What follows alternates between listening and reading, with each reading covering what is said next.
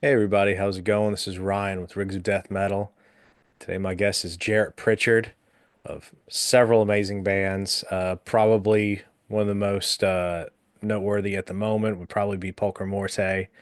Also very renowned engineer. Jarrett, how you doing, man? Doing great, man. Thanks for having me. My pleasure. Um, as a fellow guitar player and lover of all extreme yet emotive music, as well as an aspiring engineer myself. Uh, this became very high on my list of, you know, guests that I have to have and pick their brains on. Great. Um, so, you know, for those that may not be, super familiar with your work, um, maybe we'll go through a quick little history lesson of established bands that you've been in and maybe some other acts that they may know that you have done lots of work with. Sure. Um, well, in 1988, I relocated from Virginia to Florida, and pretty soon after that, I started the band Eulogy with Mike Bearden and Jason Avery, and started playing death metal and got our feet wet. I think our first actual club show was the album release party for Altars of Madness. So it was Amon, Morbid Angel, and Eulogy. Oh man. And at the time, we were kind of trying to figure out what we wanted to do. I was like super into the Accused and like Creator and Dark Angel and Blood Feast, and that it wasn't quite established. Tampa wasn't quite established as like the death metal capital of the world yet. It's just a lot of extreme styles of music, and by about 1991, we really figured out what we were trying to do, and we met our drummer, who actually was the game changer for that band. Because once I had a good drummer to work against, I got, the sky was the limit. I mean, it's always that, isn't it? Hmm. And we did Eulogy for quite a few years, and then we didn't. And then I went and just started engineering. I did a lot of live sound for a while, and then I mixed a lot of television for Discovery Channel. And then I left there and I taught at a university. And then when I got done doing that, I started touring again, and probably through touring and through friends and stuff, I started to like kind of session play for a couple different bands. I did some work with my friends Wolfhammer, who I had done a record for, and I went and played for them.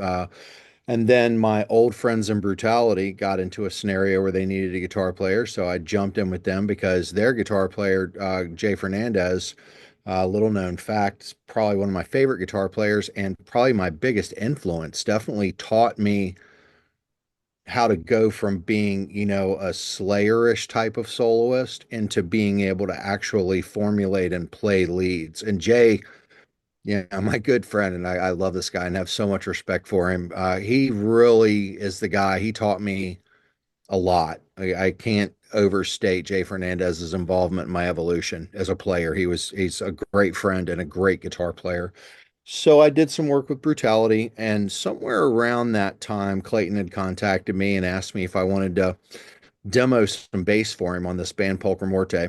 And so I did the demos, and I basically, I was like, "Well, why are you doing a demo? Why don't you just do a record?" And he's like, "Well, how much would it cost to do a record?" And I was like, "Well, I mean, if I just joined permanently, it wouldn't cost anything. We would just be our record. Let's do that." So I, was taking care of the bass duties and producing and arranging, and then, adding guitars and stuff to what was already there. And then we did the next album, and I played a lot more of a part in the producing, arranging, playing, writing aspect of that. And yeah, those are kind of the bands I've played for. I also, a lot of people don't know this. I also played in a band called Canifera for a while. I played bass. It was like a grindcore band, mid 90s. And it's a fascinating lineup for that band because our guitar player was Brian Benoit, who went on to play for Dillinger Escape Plan for many years. Hmm. Our drummer, John DiGiorgio, did a short stint in Converge. our singer went to go and play in a Philadelphia hardcore band called The Now, and our other guitar player, George Collins, went on to play in a really great band called Goddess. It's kind of funny that band branched out and everybody kind of went and did, like really like great things. I mean, actually, I would say I'm the slacker in that band, really, because I mean, you can't really, overstate Converge or Dillinger Escape Plan for that matter. Sure. And then after that, I spent quite a few years just jamming with some friends of mine, writing, recording, playing in our studio up in Virginia in a band called the Stellar Core, which is far more of a rock band or whatever.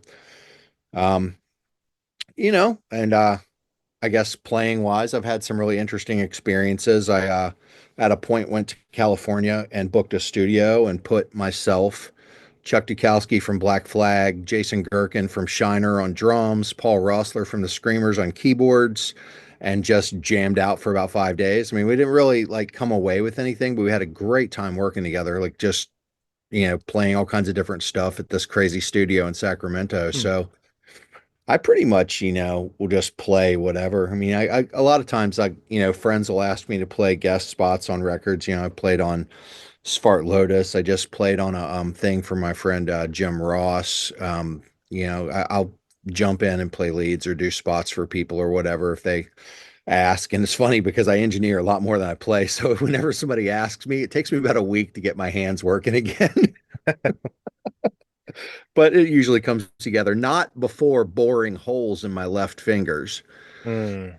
Yeah. You know, one of those things. Oh yeah. But yeah, that's kind of the playing history, and yeah, that's what I do. Well, we'd be remiss if we didn't talk about, some of the bands that you've engineered for and done albums for. Yeah, I've done quite a few these days, I guess, when I look at the wall in the front hallway. um, I Gruesome are some people that I've worked with for a really long time, and obviously, my own band and Brutality I've done records with. I've done a lot of work with 1349.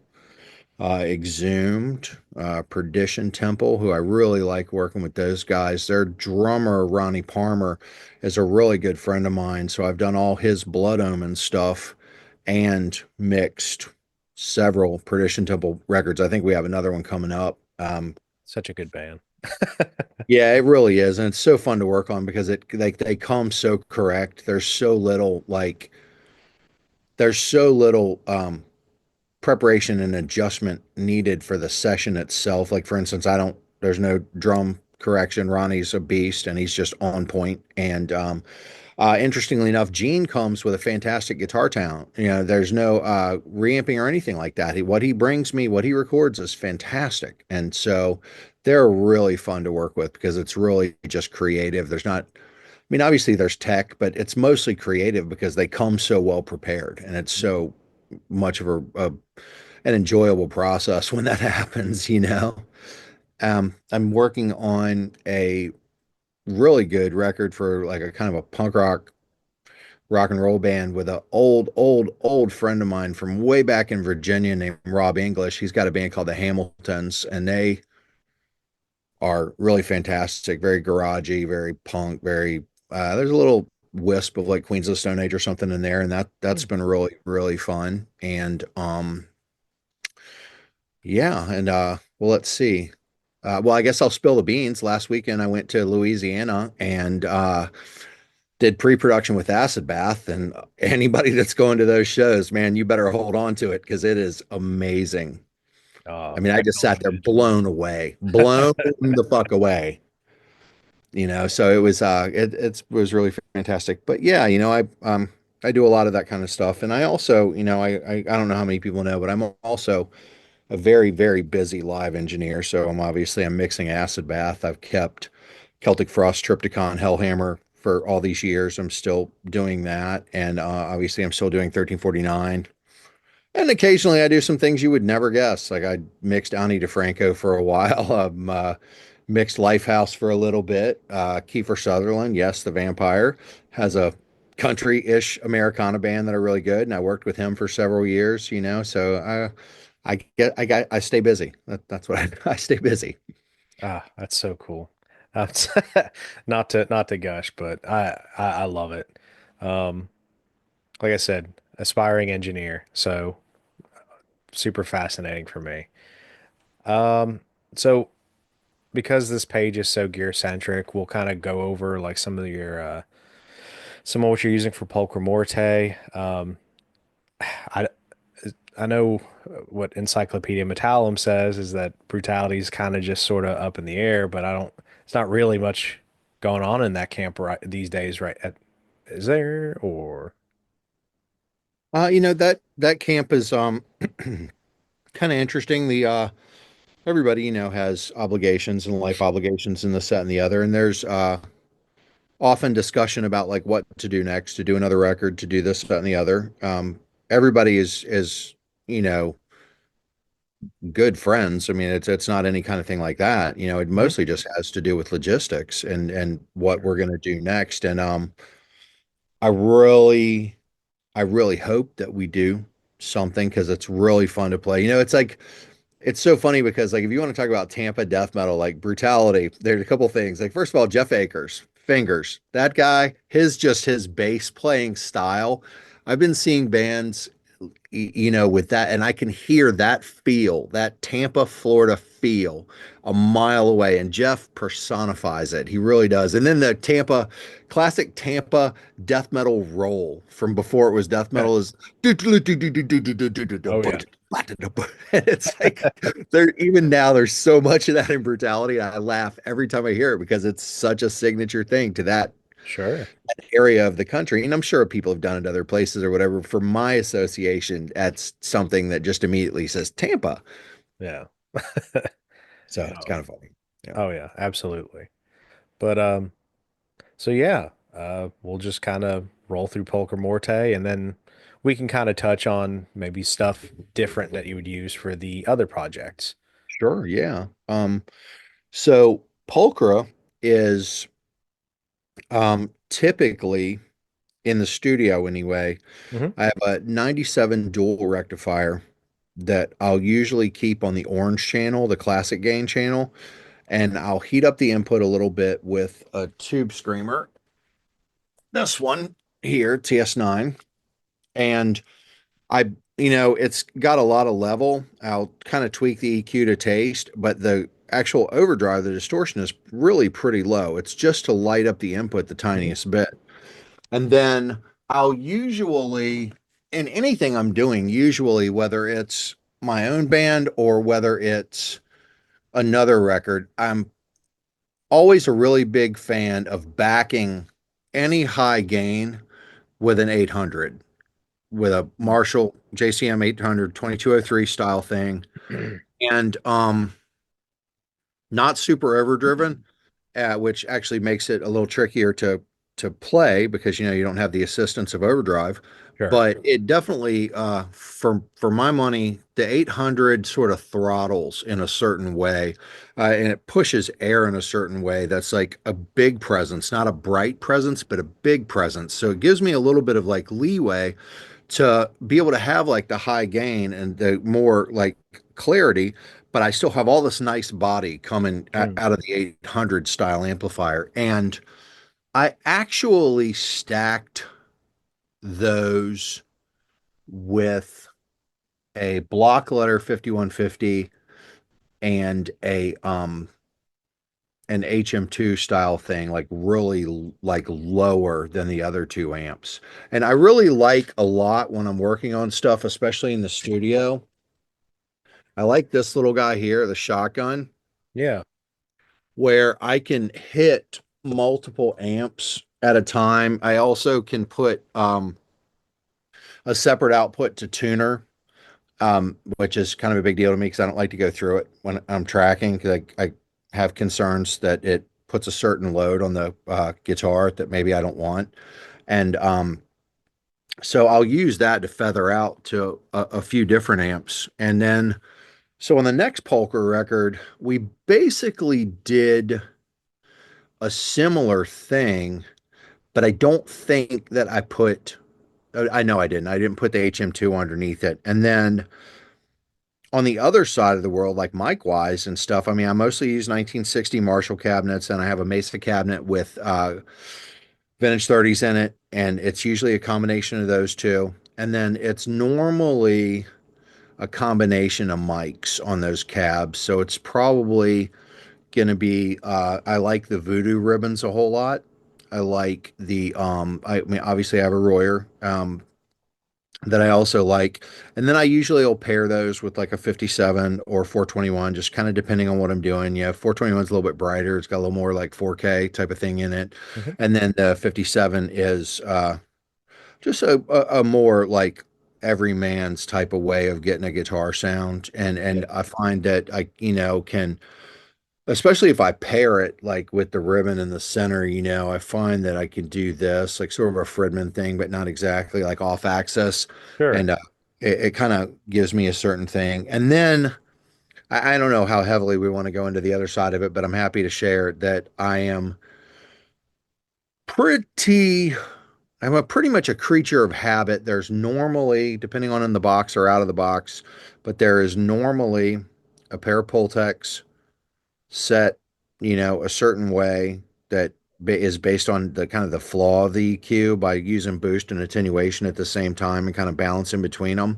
Oh yeah. And then I also, for any fine tuning, and even if I barely move the faders, I'm a huge fan of API 560s because the API circuit has a certain like brightness and push that I think makes things really easy to work with. It's kind of my thing. So I like those things on the other side of it. And as far as guitars in Pulchra Morte, live and so let's move on to live real quick because live's a Yeah. little bit of a different story.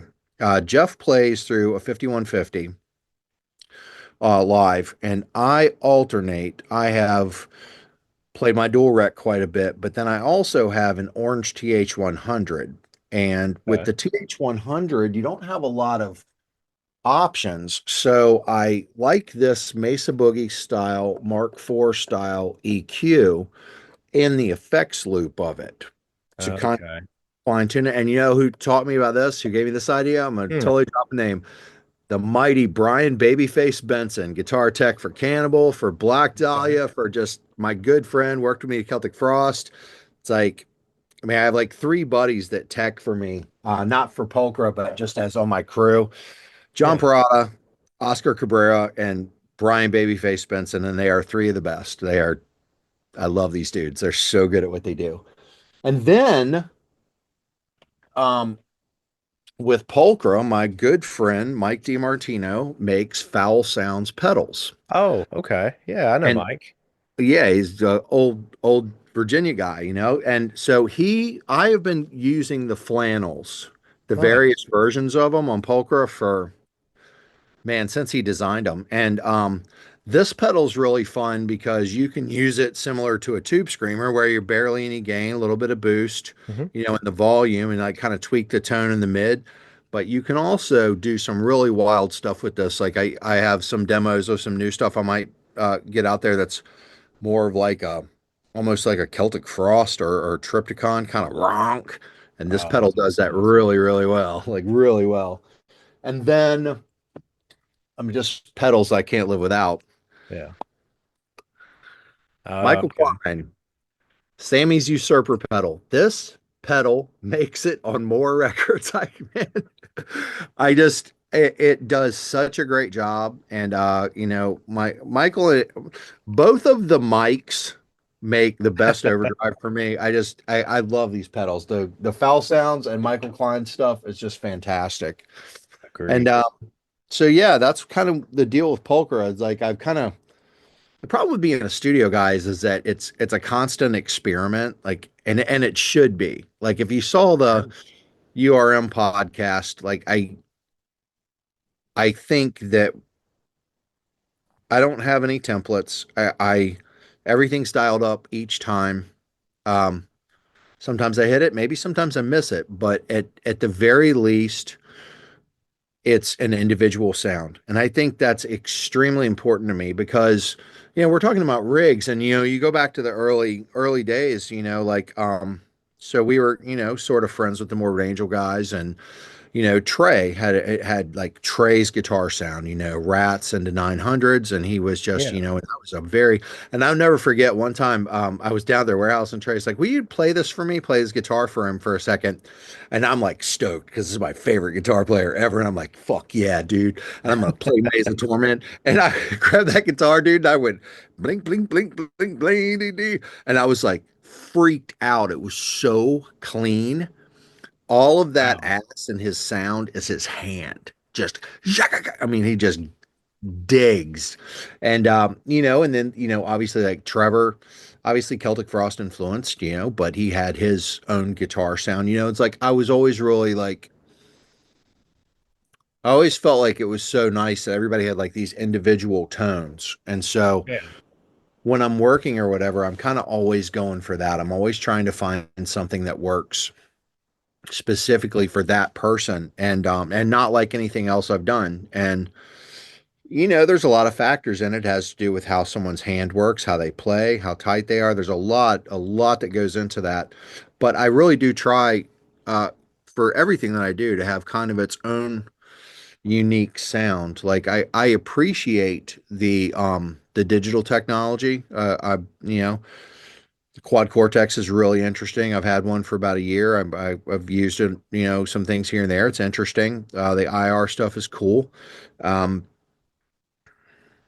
but again, I'm a big fan of mics and cabinets and amp heads and pedals. And, I'll dive Hmm. to the bottom of the well trying to find something that works. And then, Yeah. yeah, so with the other bands, with both Brutality and with Wolfhammer, that was pretty standard. I would just use my Mesa, and then I like pedals, I like pedal boards, but sometimes it's not the most convenient thing to do. Like if you're going to play a festival or whatever. Mhm. So a lot of times I would carry like an effects processor, like a TC, like ToneWorks or something like that, Okay. and strictly use it just for my delays and you know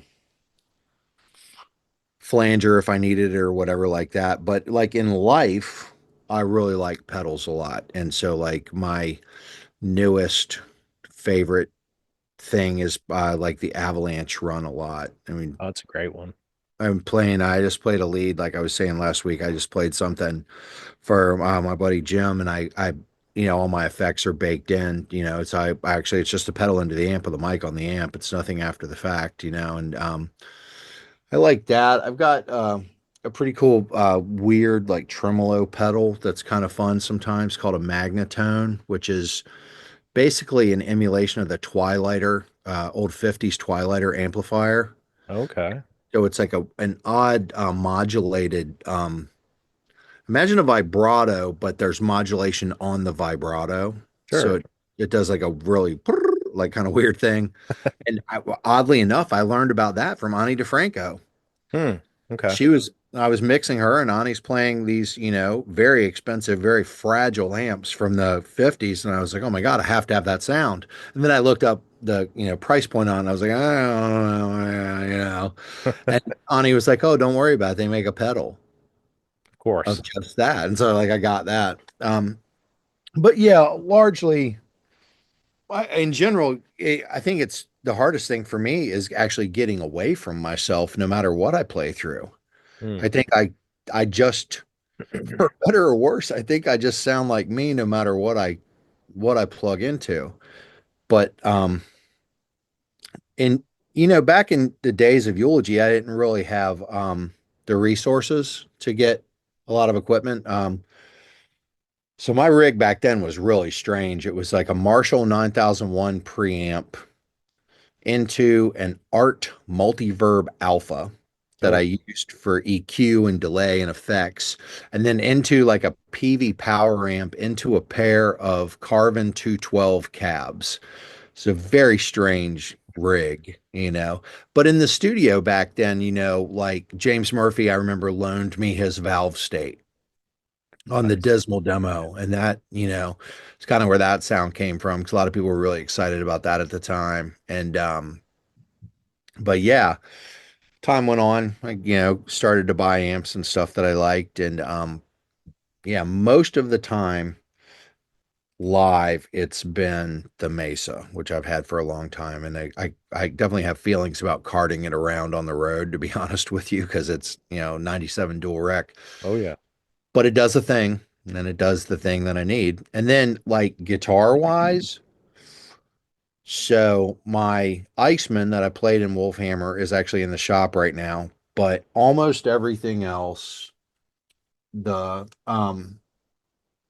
this guy, this LTD that I got from ESP, that's typically Brutality and anything that requires shred. It's like Sure. a really fantastic shred guitar. But my main guitar these days for quite a long time has been this ESP EC 1000. And it's loaded with bare knuckle war pigs.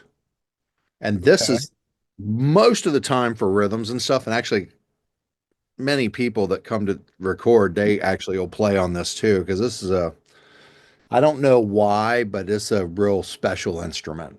And it has a huge ding on it where the lovely baggage handlers at Southwest Oh. bounced it off the tarmac, but it gives it character.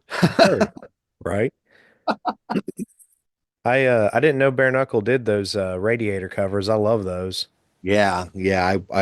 This is so funny. It's like so dorky, but I'm gonna tell you, I was like, I tried out so many pickups in that guitar, and Mhm. finally it was like Christmas. My mom always asked me, it's like, what do you want for Christmas? I'm like, I don't know. You I want a $30,000 Fairchild, Mom. That's not happening. Like I'm just telling you, that's not happening. And so this one Christmas, I was like, you know what? I'd like to try out these pickups from this company. And actually, so my mom bought those for me. Hey, that's awesome. Yeah, moms are good. Moms are good. Absolutely. But Uh, yeah, I like the radiators too. just out of curiosity, I had a set of War Pigs and a guitar that I unfortunately had to sell. Is it the ceramic or Alnico versions in that? Alnico. That's what I had too. They sound great. Oh yeah, they're blistering. I wouldn't necessarily use it for like a clean tone. Like Sure. I have a Dot and I have a Hagstrom Super Swede for clean stuff that I'll Mhm. play. But yeah, the War Pigs for any heavy rhythms are Oh fantastic. yeah. I I I think I got them. The guitar was a Les Paul-ish guitar, Hmm. and it actually had the pickups in it were kind of spec to be a lot like not burst buckers, whatever the I always forget the specific Gibson pickup names. Like the mini humbuckers or the big ones. The bigger ones. Okay. It's like a number. I always Right. forget whatever those ones are where it's just a number. Hmm. 490 something maybe. Right. Yeah, I kind of wanted to have still a little bit of the Gibson-y kind of character, Hmm. but I just I needed more. You know what I mean? Sure. And I think those pickups just kind of nail that. It didn't lose its character or personality, just a little, like it hit the gym or something. Right. Well, there's a lot to that, like it's kind of weird because I like the heat of an active pickup going into the input of an amplifier, Sure. but it's kind of weird how I feel about it. And this may be totally incorrect, but I feel like active pickups do something that resembles to my ear compression, where Definitely. your dynamics are not as apparent. It seems to be a lot more of an even delivered signal. Hmm. Sometimes that's good, other Sure. times it's not. You know what I mean? And so I kind of reverted to, I mean, the the one ESP, the Shredder ESP has EMGs in it, but like I said, I like to use these, War Pigs, which are a little Hmm. hotter, and then use some sort of an overdrive or whatever to kind of heat up the input of the amplifier. And I mean, man, I have an issue with pedals. I really do have a problem. There's just pedals all over the place in this house. It's bad, bro. Oh, much worse problems to have. Yeah, I just really like, I just I don't know, like like I like metal zones for like this particular thing. I've got various versions of HM2s for that thing. I various versions of tube screamers. The turbo. I've got a Plumes from Earthquaker. I've got that TS9, and they maybe I'm crazy. Maybe they aren't all that different. I think I like the process of trying things out. Sure. I think I like that experimentation phase of things. Yeah. Interestingly, notoriously, uh, the gruesome records have always been paired with a solid state amplifier, The oddly enough. valve state or No, I've got an old Ampeg VH140C. okay. On Twisted, I think we were using like a Randall, some variation of a Randall that Daniel found somewhere. And I definitely know on the latest one that I was pairing like a JCM 800 style thing with that Ampeg, because I kind of had heard, yeah, I talked to Masvidal a little bit about what they were using, and I talked Yeah. to Scott a little bit about what was going on. And I kind of my takeaway was is that one of them had a tube amp and one of them had a solid state amp. So I kind of was like, all Okay. right, well, I need to kind of look at how I can pair those to do the thing. And so, yeah, it's funny. We live in this world where like everybody's tubes, V30s. Well, Yeah. I don't pretend to be an authority in any way, shape, or form, but there is a thing that tubes and low wattage speakers do for my ears on occasion, which where I kind of feel like they gurgle a little bit. And so there's a kind of a balance for how hard you hit them to get it to not do that. But hitting it hard, you may like something tonally, but the way that the overdrive is sort of rippling, you may not be that may not be super what you're looking for. So it's funny to me because you know, there was a long time where a lot of people played those Ampegs, those solid state Ampegs, Oh at the end yeah. of the 90s. And it's funny because I turned it on and I, put mics on it and I'm like, yep, there it is. It sure does a thing. It does, if that's the thing that you want, it does a thing. Man, that tone has come back with a vengeance though, Yeah. honestly. Like Yeah. I've I demoed a couple like modern recreations of those circuits with like a 300 watt Class D power amp. There's tons of preamp pedals out there of that circuit. People love it. Yeah. Awesome. And I wonder if we're getting accustomed to the kind of sonic signature of some of the emulators, like some of the like maybe like your Kempers or your Axe effects or this out of the other, and we're finding that pleasing, and so we're going back to like a little bit more of this bitier, like vroom, scooped type of thing, and then people are realizing that like maybe like the origin of that is actually these solid state circuit amplifiers. I don't really know, but it's I think like probably one of my favorite things is just is like digging for tone. I trying out lots of games. I mean, Sammy, go to her Sammy, man, he puts me through the ringer. I done like two records with him, and it's like I mean, we go through it, man. Every pickup, every speaker, every cabinet, every pedal, and then it gets wild. But also, but also, how often does it wind up being a lot of similar ingredients from previous? Because it's like Sammy is a certified gear nerd, Oh yeah. but dude also has like his signature kind of sound and signature kind of taste. Oh, it always goes back to what he basically uses live. Are you kidding me? We spent Right. all this time, and we basically end up with, you know,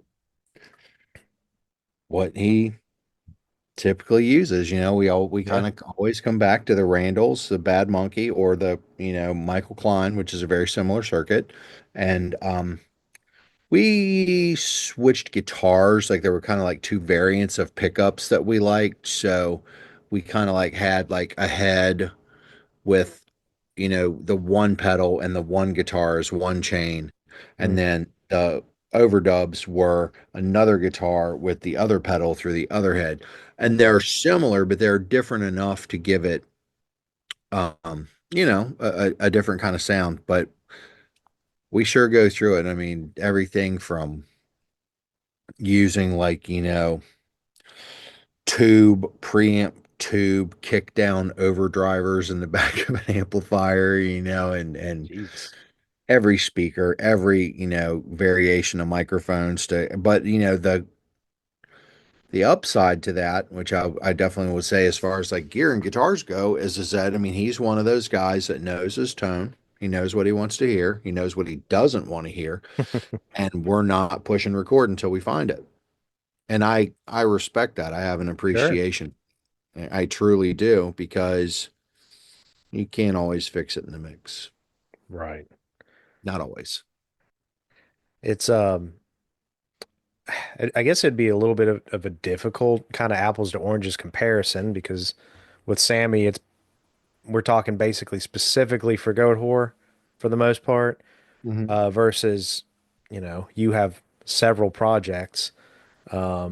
So I guess maybe for Pulchra Morte, we'll focus on that. Is there a specific thing that you have to have and look for? Like, is there a specific kind of tonality or a specific combination that you're sure you have to use for Pulchra? Or do you embrace the experimentation a little bit more? Well, I think I'm more experimental now with it. Like I just like we have a single that hopefully will drop this year called "When Hearts Become the Wave," and the guitar sound on that one's completely different. I mean, it still sounds like me, but I'm actually using a Soldano Slow 30. Oh, God, I love those. Yeah, and One of my favorite amps. dude, it's so funny. I bought that thing. Hmm. I turned it on. I was like, eh. I let it sit for a while, and I came back to it. Just turned it on, and I was like, "Shugong." I was like, I love this amp. This is Yeah. my favorite amp. Like, I don't know what the gap was, but I love that amp. Pulcra, specifics. Well, on the based on the tuning and stuff like that, it's more of a sound than a piece of gear. But I've always that band's always gravitated towards the Mesa. That's one thing for sure. Um, I think the Mesa with the tube screamer in it is kind of always the bass sound for that. Hmm. And then anything I throw on top of that is kind of like just the sauce, tonal additions. And like I said, I pretty much will back most things with some 800-ish type of thing, which is Yeah. much cleaner, just to give it a fuller, in my opinion, like a fuller sound. And but we're talking about all this gear and everything, and obviously that's what we're here to talk about. But I can't stress enough that um largely in poker, I prefer when only one guitar player plays rhythms, Okay. um, like on any given record. But so like in polka, mostly Jeff plays the rhythms, Hmm. and but we'll trade off. Like for instance, there'll be like fast picking parts, and like probably because of deficiency in my hand, the way that I do it is almost like starting a lawnmower. Like the first, it's like like that, and what was a weakness kind of became something that I think sounds like me. And so Jeff and I will trade off for like parts like that, where it's like, let me play that one, and this, that, and the other. But the reason I love Jeff is he's like a friggin' Xerox machine, man. Like he does a pass and just exactly through. And and I found really quickly, having always played really faster music with Pulchra, the space is almost an enemy. It's almost difficult to manage because you're just like dun, and you might want to go dun, ba dun, and when the riff is just dun, dun, dun, and instead of that pickup note there, and so I tend to probably be have a little bit more like swag to my playing, where I have probably just a little bit more I don't know, I'm a little looser, not in the sense of a performance, but just like, it's style things, it just has to do with feel. Whereas Jeff Sure. is like extremely precise. And so, in that, I mean, and I can be, of course. I mean, I sit down and say, this is what has to be done. This is what has to be done. But so largely, Jeff does the rhythms and stuff, and we always start with the Mesa. That's pretty much ground zero for us, and then we'll just add to it or whatever. Gotcha. I was my main rig for like over a decade was a 90s two channel dual rectifier. So I just think that's super awesome that that's like, the main foundation here. Um, I love that amp. I love it. It does what it does, and I truly like what it does. And I yeah, probably will always play that amp. hell yeah. Um, do you still have those cool Emperor cabinets that were in one of the music videos? I do. They're at our rehearsal space in St. Louis where Clay lives. Okay. Do you ever Uh, track with those? yeah, I've tracked some things with them. Cool. I had them here for a while. They've got Weber Gray Wolves in them, Nice. and I find I had a cabinet ordered to Studio in the Country. Well, Sammy had it ordered there, but and it had an X pattern of Silver Wolf and Gray Wolf, and I found that I am a bigger fan of the Gray Wolf myself. Okay. And all four of those cabs are loaded with the Gray Wolves. Characteristically, what do you find special with the Gray Wolf? The bite is more controllable in my opinion. Like there's always like to me with like super overdriven guitar sounds, there's almost always a whistler in there. Hmm. You- Some frequency that's getting away from you, whether it's in the pedals or whether it's here. And I just felt like the Gray Wolves, they don't make it go away because it's not their fault it's there, but they seem to have a smoother frequency response Hmm. for my ears um in the top end. So I felt like I have more leeway, because the hardest thing for I think a lot of people, but me especially, like speaking as a guitar player and an engineer, is that, so I'm going to turn my guitar amp on in the room. And a lot of times what I do is I go into the other room with the head in the other room and I Mhm. stand in front of the amp and I play and I dial it while I'm standing there. Then what happens is I'll bring the head into the other room and I've got speaker wires through my wall, and I'll bring it up and listen to it and maybe make small adjustments there. But then when you go to the mixing stage, it's always like it seems like once it goes through the microphones and everything else, there's a certain presence you have to have for it to get it to sit in a mix and to be forward and to be up front. And so oftentimes, that's EQs come in and things like that. Like I don't know if you can see, I have a Trident 80B as my console, Oh and yeah. the Trident's upper mid-range EQ, just the slightest little bit of it on your guitars, it's like like it just it like really steps out. So my point being, and sorry, I'm a little bit long-winded about this stuff. No, you're Point good. being is that like so when I was looking at the Weber Gray Wolves or whatever, and I found that I had a smoother high frequency response, I felt like I was able to do more high end wise on the amp instead of having to do it on the other side. That Mhm. was a lot more manageable, if that makes any sense. It didn't seem Sure. to have spikes. It didn't seem to have like as many like whistling factors that I had to, Yeah. contend with and maybe you really like this pedal, but it's got a certain frequency in it that, while it gives you a really nice overdrive signature, but it has a frequency thing that's driving you crazy.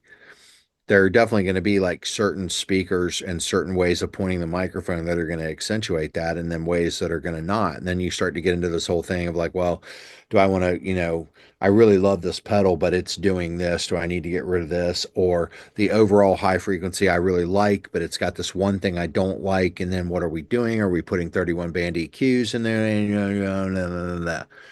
So Speakers have a lot to do with that. And it took me a while really to get this is, blasphemy. A lot of people say this. It took me a while to really find a mic position on my V30s that I really liked. I did a lot of battling with that Mesa cabinet with the V30s in it, where I just kept scratching my head going, is this the thing? Is this the thing? I think it must be. A lot of people really like it. So, I mean, I'm not going to assume that I'm right and everybody's wrong. I'm going to sit here and tweak it till I figure it out, you know? Yeah, And I finally did. And oddly, I found that I really like a 421 and an off-axis 57 on it. And that was the formula. And oddly, it was my friend Chris J, who's another engineer, a good buddy of mine, that was hanging out with me. We were working on something. He's like, oh, well, try this and put it up. I was like, there you go. Right on. Kind of important to have, friends and surround yourself with people that you respect because you don't want to live in a box. It's nice to have inspiration from the people that you know to get different ideas. for sure. I mean, it Um, really is. the uh, the one of my singer of one of my bands is a much more proficient studio engineer than I am. Hmm. And actually, it's at least his side hustle. Hmm. Recording other bands and actually working, doing the thing. So I'm constantly pestering him and sending him mixes for like notes and stuff like that, and basically made him, my own IT guy and some, some instances. It's great. It's But exactly great. yeah, he's definitely helped me improve a ton. Um, and going back to the speaker and kind of what that does for your ear, uh, it makes sense to me. I can kind of the only thing I can really compare it to off the top of my head from my own experience would maybe be when I discovered like blade magnet pickups. Hmm. I've got a couple around here. Hmm. Uh, I've always found that they kind of I guess it has to be the design of them. They do something to kind of sweeten the high end a little bit Hmm. to where it's just very hi-fi and chimey, but it's never quite harsh or like ice picky. Right. I don't know. Something similar to that is Yeah. I can imagine. I mean, every component that you put in the chain, I mean, we'll stick to just strictly guitars and basses. Every component has a I would say it has advantages and disadvantages, and it can be. I mean, I mean, if you just take two guitars in the same rig, plug it in, and like listen to two different pickups, like it's a completely different world. And one way that's good, but in another way, the options, maybe it's too many. Maybe it's too many options. It's funny because I here recently in the last like few months, I've had a visit a couple times from Mr. Scott Burns, and I had him. He just comes and hangs out. Listens to some stuff in here. We talk about the old days. We talk about how he did the records. And he's a great guy. And the thing that I think is interesting about Scott, especially with those early guitar tones, is I don't necessarily know that the history books have illustrated quite efficiently that it was such uncharted territory, and it was so much like just like here's what's in front of us. And they had some variations. I mean, he could go to Thoroughbred and get a different amp, or I know that for a while there they really liked super distortion pickups and stuff like that. But I think in a way, at the time anyway, I think the limitations may have been a benefit to them. And it's just funny talking about, guitar rigs and stuff like that. And it's funny because I'll ask him like these elaborate questions, be like, did you do like this? Like the funniest one was the 421. Like I asked him about a snare. I know we're in guitar land, but this is funny. I was like, what did you do on the snare on the human record? Was it a 57 and a 451 taped together? He goes, no, it was a 421. And I think to myself, I'm like, bullshit. No, you're out of your mind. So then I went on the internet and I looked for a picture and I saw a picture of Pete. There's that famous picture from behind the drum kit during the Terrorizer. Yeah. And look at his snare drum and sure enough, there's 421 in his snare. So Gus came here. We were doing Gruesome and we had Sean Reinhardt's snare and we put a bunch of, mics on it and tried it. And we we put that 421 on there. It was just like, wow, human. And it was just like, Wow. he was telling the truth. Point being that sometimes I think that having so many options can bog you down, but at the same time, I love the experimentation. So, like you're talking about the pickups, just the nuance between vertical magnets, side by side, the core, these small nuances. And then sometimes I ask myself, is like, does anybody hear this but me? Like, am I just an insane person? You know, it's super funny. But with, like I was saying, I mean, with speakers, I tend to like high wattage speakers. I Yeah, tend to like the 75 waters that are loaded into Marshalls. I sure. think they hold together really well. I like my Gray Wolves as well. Like I said, I've warmed up to my V30s. Um, but maybe it's just because I know what to expect. When I plug in one of those Marshall cabinets, I kind of know.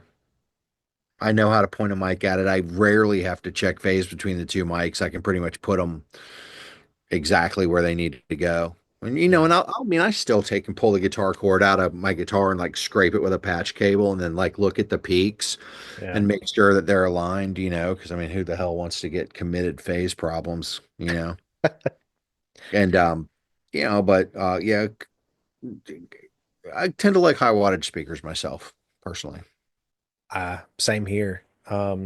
It's just barely out of frame. I have one of the Marshall Mode 4 400 watt Mm, cabinets, like the yeah.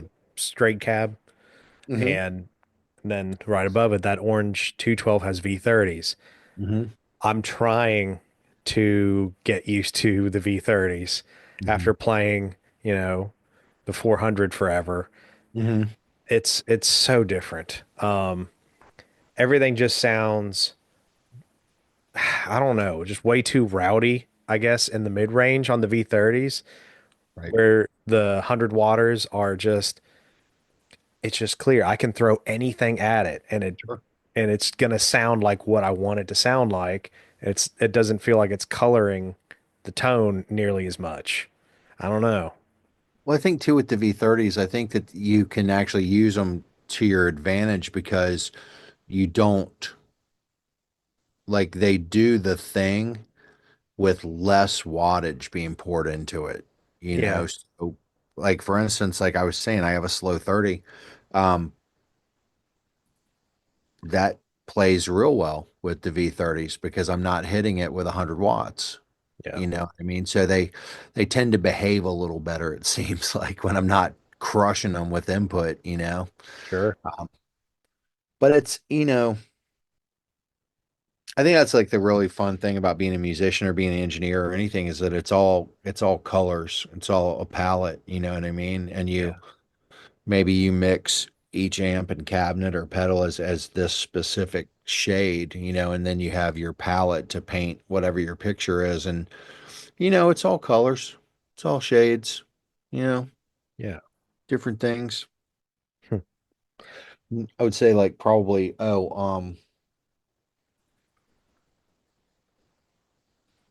it's very important in my life, in my studio. Awesome. Tuning is a big thing, as is properly having your guitar set up. And I would urge anybody listening that happens to care one way or the other about what I think, find a good tech in your town or learn to be one yourself and give them your business. Because I mean, I'll take a guitar right out of this studio and put it on the kitchen table in there and set it up right here. But I don't love doing it. I have a really great company here called LRC Guitars that sets my guitars up for me. But sometimes when you gotta, like it's a funny thing, you want to talk about the various things that happen with tone and this that, and the other things that are important to me, things I must have. I must have it in tune.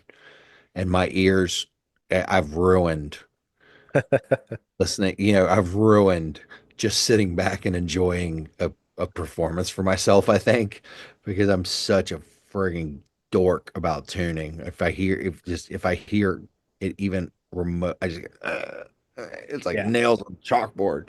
Yeah.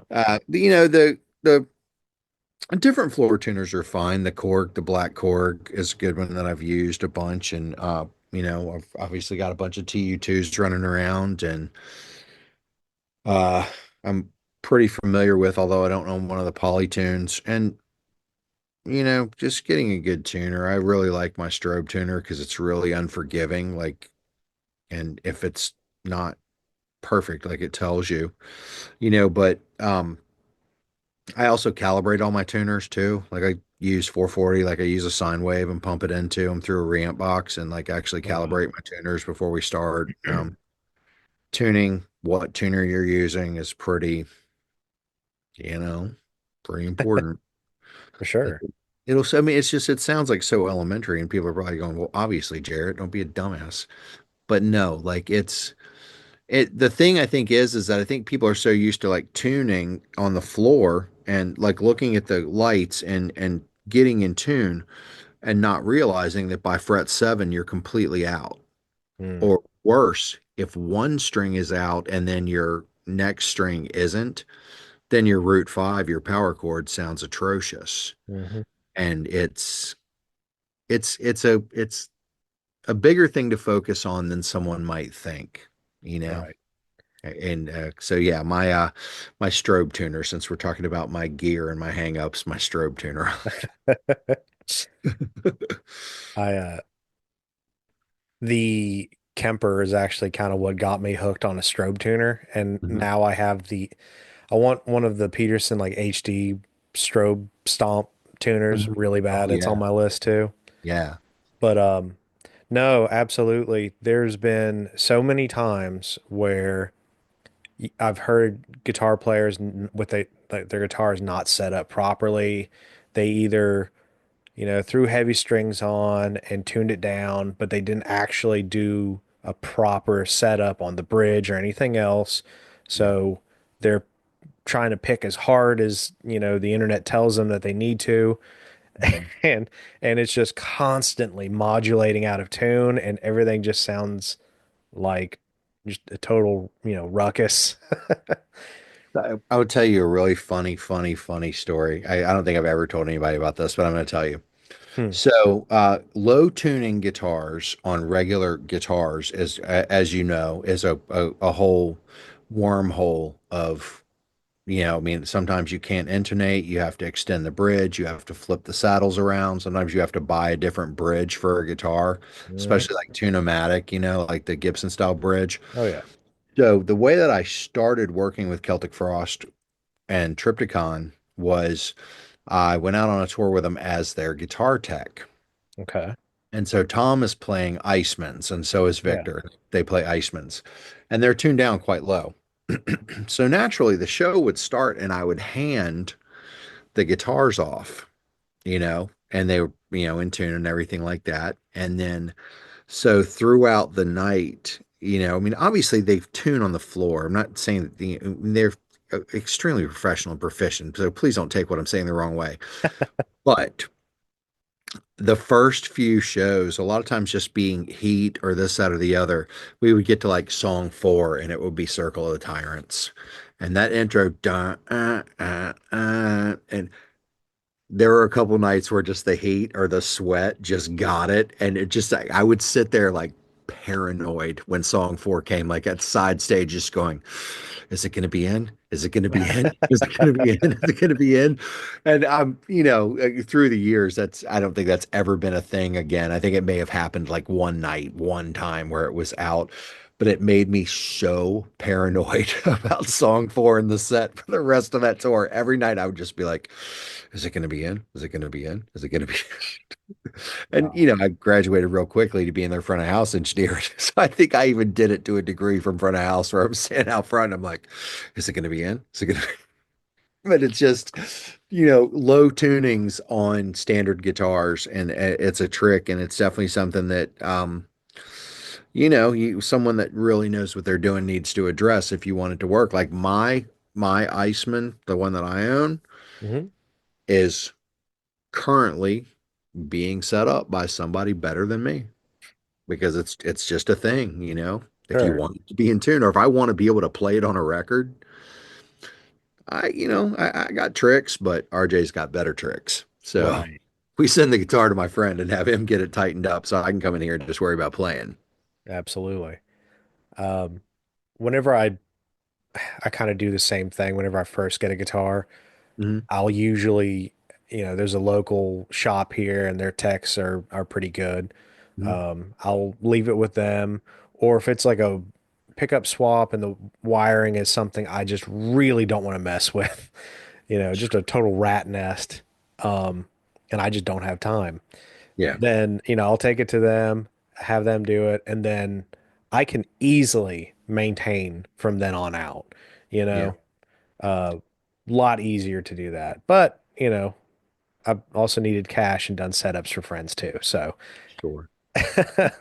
There is something that I want to put out there for you on for your listeners and stuff because we're dealing a lot in these days where we're taking direct signals and we're sending them off to be reamped by somebody. sure. And I have found that you have to be super careful with how you're doing that. Like, so for instance, if I send an active pickup into a J48, which is an active radial DI, the blue one, Okay. I find that I'm clipping that DI. And I went down this kind of thing like, well, why am I clipping? So I tried a pad on the front Right. of me. There's a pad on it. What I think is actually going on is that the op amp in the active aspect of the circuit pre-transformer, I think that the active pickups are clipping the op amp. Hmm. So what I kind of have come to now is that when anytime that I'm doing DIs, passive pickups, I'm pretty safe using an active DI, which actually helps frequency response wise and everything else. It's definitely like a fuller sound. But when I'm dealing with active pickups, Hmm. I almost religiously go to the Green Pro passive DI.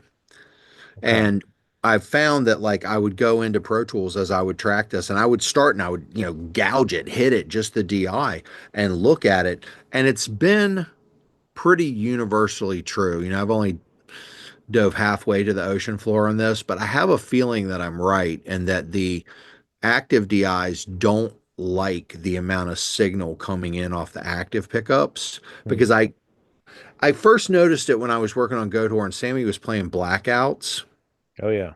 and I was like getting sawtooths in the waveform when I was testing it out, like where you would have the cycle and the cycle would go flat and with like a shark tooth in it. Yeah. Why is this happening? Why is this happening? Well, then I flipped over to using the green radial, the passive one, and it stopped doing it. And that was kind of like the first time I was like, I wonder what that's like. And so for the next couple of years, I kept experimenting with it. So my point being, strictly like if you're recording DIs for somebody to reamp later on or whatever, like go look at the waveform and kind of figure that out, like if you and I kind of have come to in my world, I'm either using like a lot of times for a DI, I'll use like a Neve 517 preamp, which is a little 500 pre that has a nice instrument input on it. That Okay. seems to be unaffected no matter what. And it Yeah. also has like a little compressor in it and stuff too, so it's helpful. But if I'm using boxes, I'm almost religiously at this point, it's like active pickups, passive DI, passive pickup, active DI.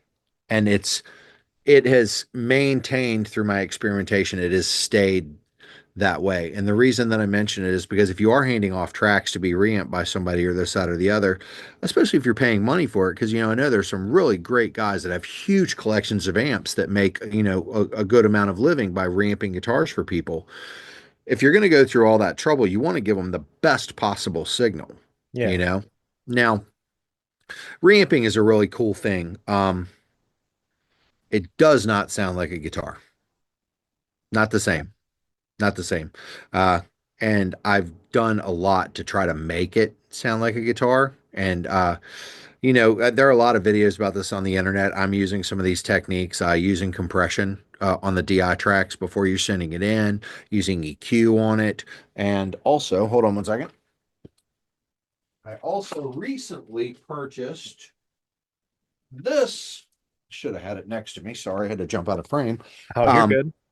Signal Art is a like a custom Yeah. reamping box with I believe it's 12 dB of gain on Okay. this side of it. Uh, I don't know this for sure, but I hear that there's a EQ curve in it by a very notable and respected producer, Mr. Andy Sneap. I heard. I don't know if that's true or not. I'd have to look into it. I really like this reamp box. If I have to go that route, I'm really a fan of this. I have the various radials. I have like a X amp, and I have the Blue Reamp Pro and this, that, and the other. And I tried all kinds of them, and I like them all for different things. This one is quickly my favorite because I can deal with the gain on it. Okay. I don't know if I'm getting too far off of guitar stuff, but it's all related. Exactly. It's all related. Um, so I'm kind of curious. I've I've sent stuff for reamping, like it was really just overdubs, but Mm-hmm. still. Yeah. Um, so whenever you say reamping does not sound like a guitar, what do you try to elaborate on that a little bit? Well, I mean, I've sat right next to, for instance, my good friend Daniel Gonzalez, who, you guys probably know from playing in Possessed and plays in Gruesome. And sitting here tracking guitars, and I'm like, you know what? I want to try. I want to see what's going on here. And I'll, take the guitar and record the DI and record through the amp. And then I'll say, all right, let's take a break. And then I'll take immediately that reamping signal and push it back through the amp. And it's not the same. It's not bad. It's just not the same. Hmm. There's a certain amount of warmth out of the guitar that I feel like doesn't quite come back through the reamping process. But I mean, listen, man, don't let me be the guy that like pops the balloon of reamping because it's a great technique, and I Sure. mean we all do it. I do it a lot, but I definitely noticed this year, in particular with Daniel, when we were working on Gruesome, that I just wanted to see, because I read a lot on the internet and I read people, saying that this reamp box isn't hot enough and this one, this, that, and the other. And, you know, they're probably right. It could be a load thing. It could be like too heavy of a load off of the reamp box, line level transformer, etc., dragging the amp down. I don't Hmm. know. I've put a meter on it, but they're different. And so because of that, I'm always kind of like, yeah, well, if we can take the time to get the tone and do the thing and get the tone and record it like this, we're better off. I mean, if we have to reamp, we will. And I mean, I'll sit there and tweak the DIs and get them to make the amp do what I want it to do for sure. There's Yeah. definitely ways around it. But I mean, just like kind of out of the box, like let's just say the most basic way of doing it. I don't necessarily think that they're not identical. That's what I'll say. They're not identical. And if Sure. you care to know or whatever, experiment with it, and see for yourself. I mean, it's one thing I tell you, I definitely think about the age of information with the internet and everything. There's so much good stuff out there. And I start almost every day learning something, whether it's about guitars, mics, engineering, and this, that, and the other. But, I think it's also really, really important to experiment and take that information and come up with your own thing. I mean, just somebody said, oh, I stuck a metal zone into the effects return and that was the preamp of this and it's the be all end all of guitar sounds or whatever have you. You know, that's killer, experiment, try other things, just like it's kind of like I was saying on that other podcast or whatever, I want to see a world where all of our music is distinguishable, and a lot of that has to do with like guitar tone and heavy music, Yeah. where just it's experiment, try the most ridiculous things you can come up with, and you may come up with something that's truly signature. Like imagine like Imagine the day that Entomb decided to turn up an HM2 all the way. Right? And and there it was. And and like all this time later, it's like this very specific guitar tone that's even become like almost a genre of music, Oh, experimentation, absolutely. Yeah, experimentation.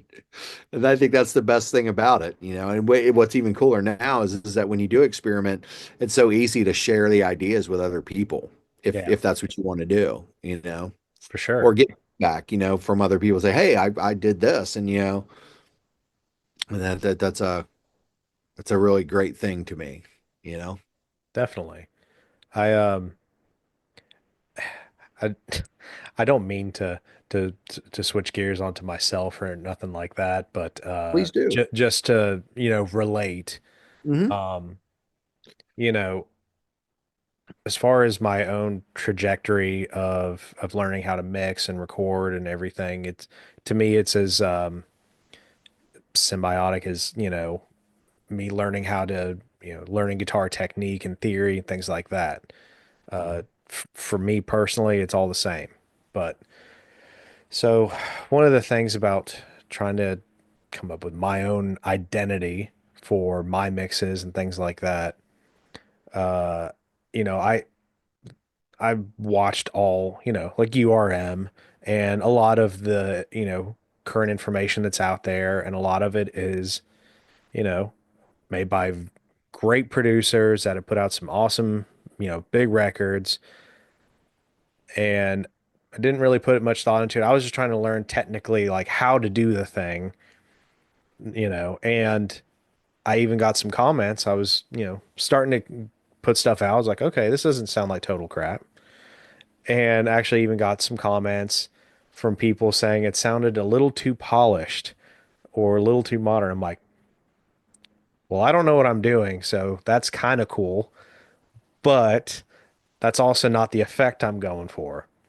And then Right. start putting more thought into, all right, I'm getting advice from guys that are doing mixes that I'm not trying to sound like that. So maybe I ought to just start really delving in and learning how these, this kind of compressor works versus this kind, learn the frequencies on a graphic EQ and like where to dial in different things and try to learn the technical side of things so I can kind of decide for myself, what needs cut, what needs boosted, et cetera, et cetera.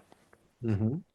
Um, yeah, no, it was just it's interesting to me how everybody's ear kind of develops differently, and what one person hears is not what the next person hears. Well, to your point, and we'll put it in both worlds, like with guitar, with technique, Hmm. as well as with engineering. So you practice. Maybe you learn theory. You learn, your skills and modes and keys and this, that, and the other, and you kind of get yourself like boxes that you can play in, and you get like worlds where you can work out of. Hmm. In engineering, it's kind of the same thing, like you learn, why does this compressor do this? Why is this one this flavor? Why is this flavor?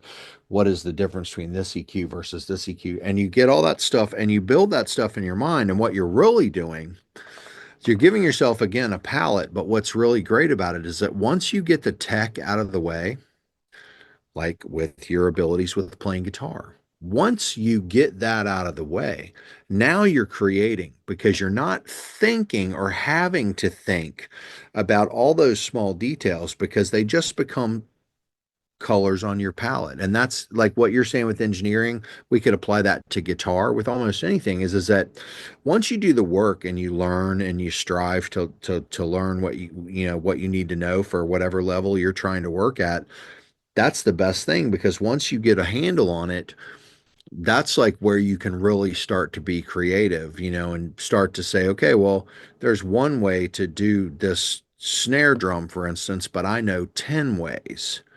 Now I'm not thinking about just, holy shit, I got a snare drum that doesn't sound terrible. You start making choices, and you Sure. start to be able to make choices. And the same thing with guitar, you get your standard, 3 octave minor scale and you got your relative major next to it. And then you're like, oh, well, that's great. I have these.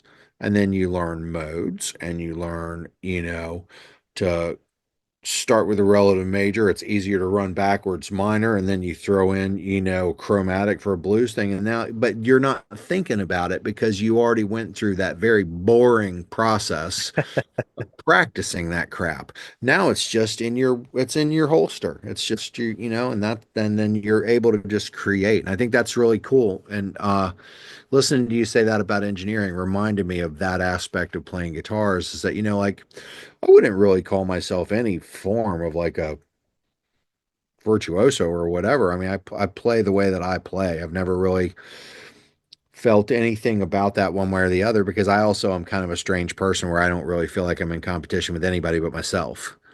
I think I'm my hardest critic. I think I'm the worst person to go against for myself, so I don't really think of it in those terms. But once I got together the tools that I needed to effectively do the things I wanted to do, I definitely feel like there was a point in my life with being a player and being an engineer where that stuff sort of got out of the way. And Yeah. when I taught at the university, when I was teaching large format recording, I had that conversation many, many times in lecture and in lab and with students that, like, all of this stuff that I'm telling you, about how to EQ a thing, or like what noises live where on the spectrum, or that's all just,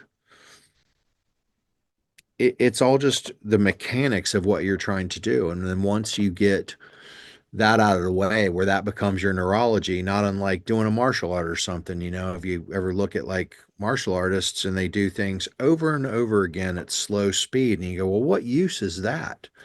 Because then it becomes their neurology. Kind of the same thing with your technique with your instrument, or with the various colors you can use as an engineer. Like, once you get that bagged, then you're able to just sort of freely create without the figuring out aspect of it that goes along with it. And I think it kind of opens up certain channels in a way. Yeah, absolutely. Just learning and then reinforcing that, it just becomes liberating and you can just kind of create without having to put the forethought. Yeah, For sure. And I mean, like I said before, I have musicians and people that I've listened to all my life, or that I've actually even known, that have had like great influence on me. It's a great world of things to take influence from or be inspired by. I have engineers that I'm, in awe of, and I've been lucky enough to meet some of them, and and it's great to like continue. I wake up every day and I spend the first hour and a half of my day usually trying to learn something, whether it's about guitar, maybe even watching someone like yourself podcast. Maybe I'm watching a mix with the Masters. Maybe I'm watching an old Rat concert because I love Warren D. Martini. I think Warren D. Martini rips. I think he's such a ripper. oh, Um, he's awesome. but I figured out a long time ago, that it's it's about the means, not the end. It's like the journey is far more important than the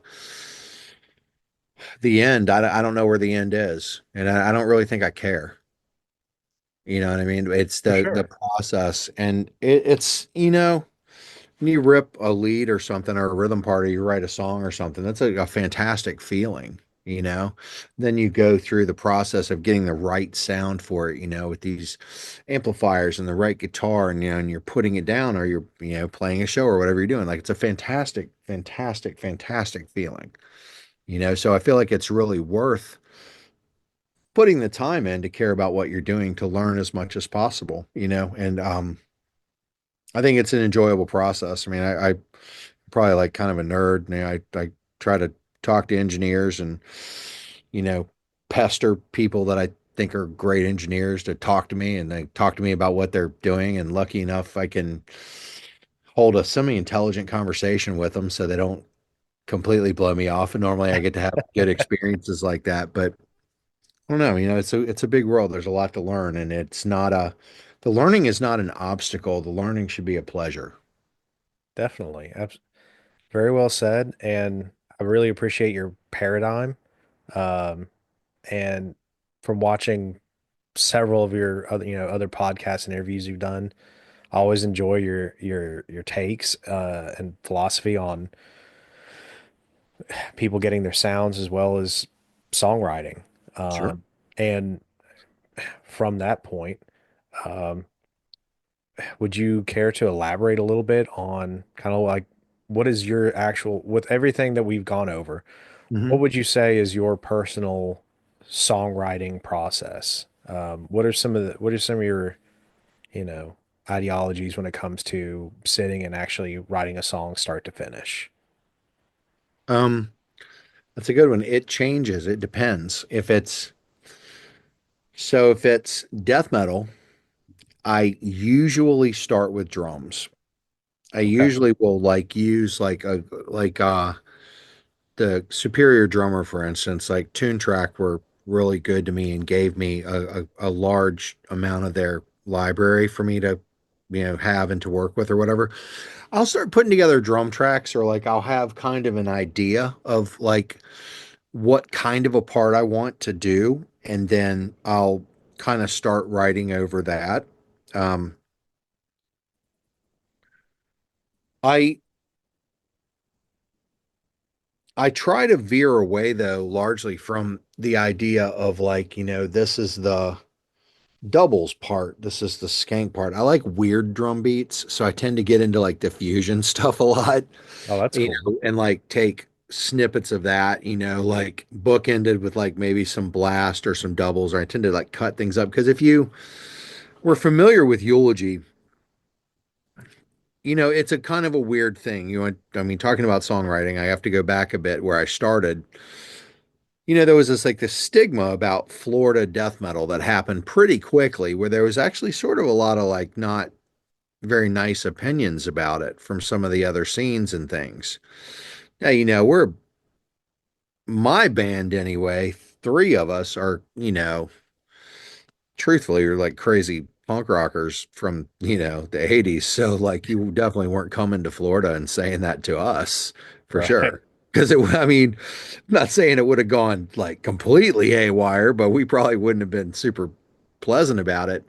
But we definitely were aware of it. And it's interesting because, it's like, for instance, like I told you, I've become friends with and been honored to have Scott Burns come in here and hang out with me, and just he's So the cool. coolest guy. But we didn't record with Scott Hmm. back in the day.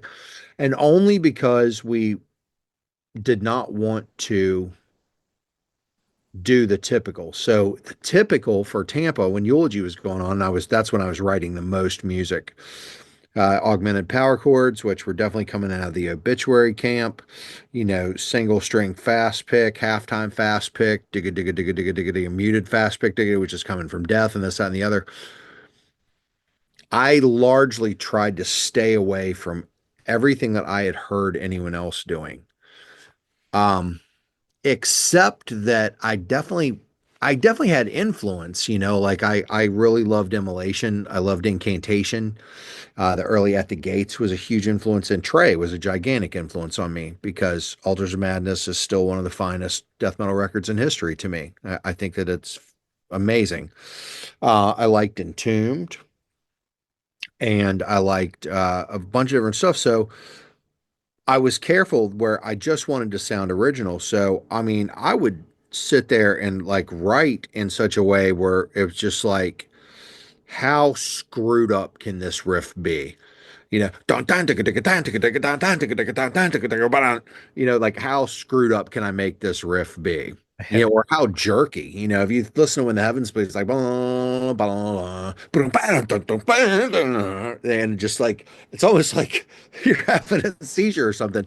So back in those days, it was kind of a combination of songwriting where I was trying always with feeling. Feeling is everything. If you write something and you don't feel it, don't play it. Don't play it. This goes to the people that I make records for and every other thing. Because look, you talk about my take on things, and again, I might be a little bit out of left field. Music is like truly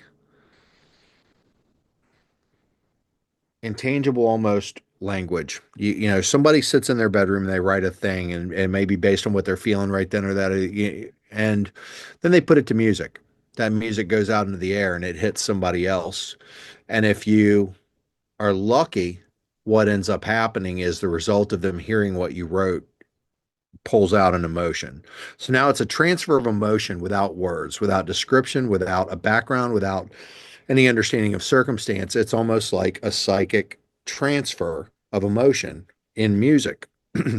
And I always kept that in mind. Jason said one time that my riffs were like wanting to slit your wrists on your way off to war. And I always tried to make it haunting. Like I think haunting is a good like aspect I always try to do in my songwriting. Um,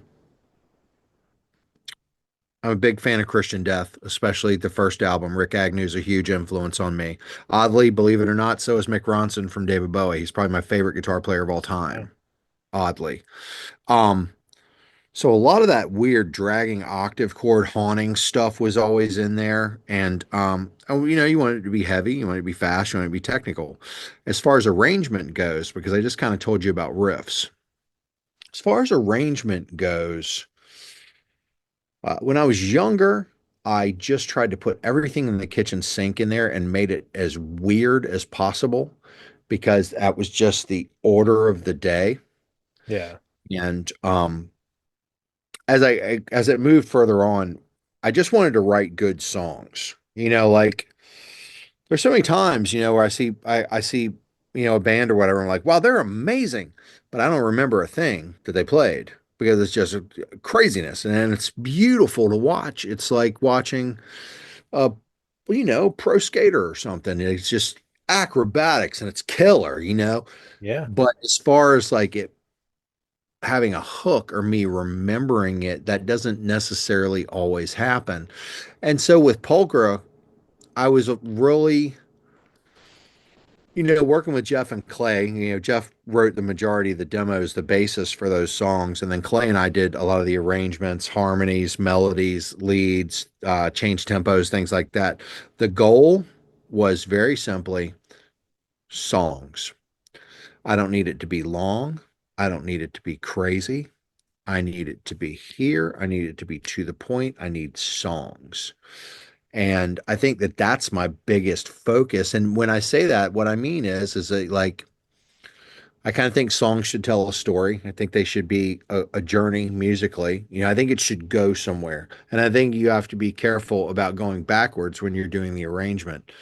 This is just my way. A lot of great songwriters out there, far better than me, may think about it a different way. But for me, I feel like they should always go uh, in a journey. I also am a big fan of like fanfare at the end of the song. Like I like to finalize a song with sort of an explosion where like everything comes together and it's the most is at the end.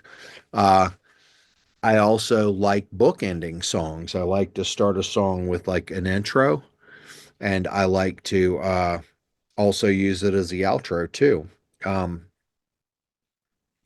I'm careful about how many times you play a riff. I can't tell you how many songs I've heard where they play a riff like two times and it's only two times, and I'm pissed off that they didn't play it more times. Like, dude, Profanation by Incantation, John McEntee, thank you for the music. There's a part in that song where everything stops and it goes dun dun dun dun dun dun dun brrr, halftime dun dun dun bum bum. They play it like two times. It's the best riff ever. Like, what are you doing? Play that riff more. What are you doing?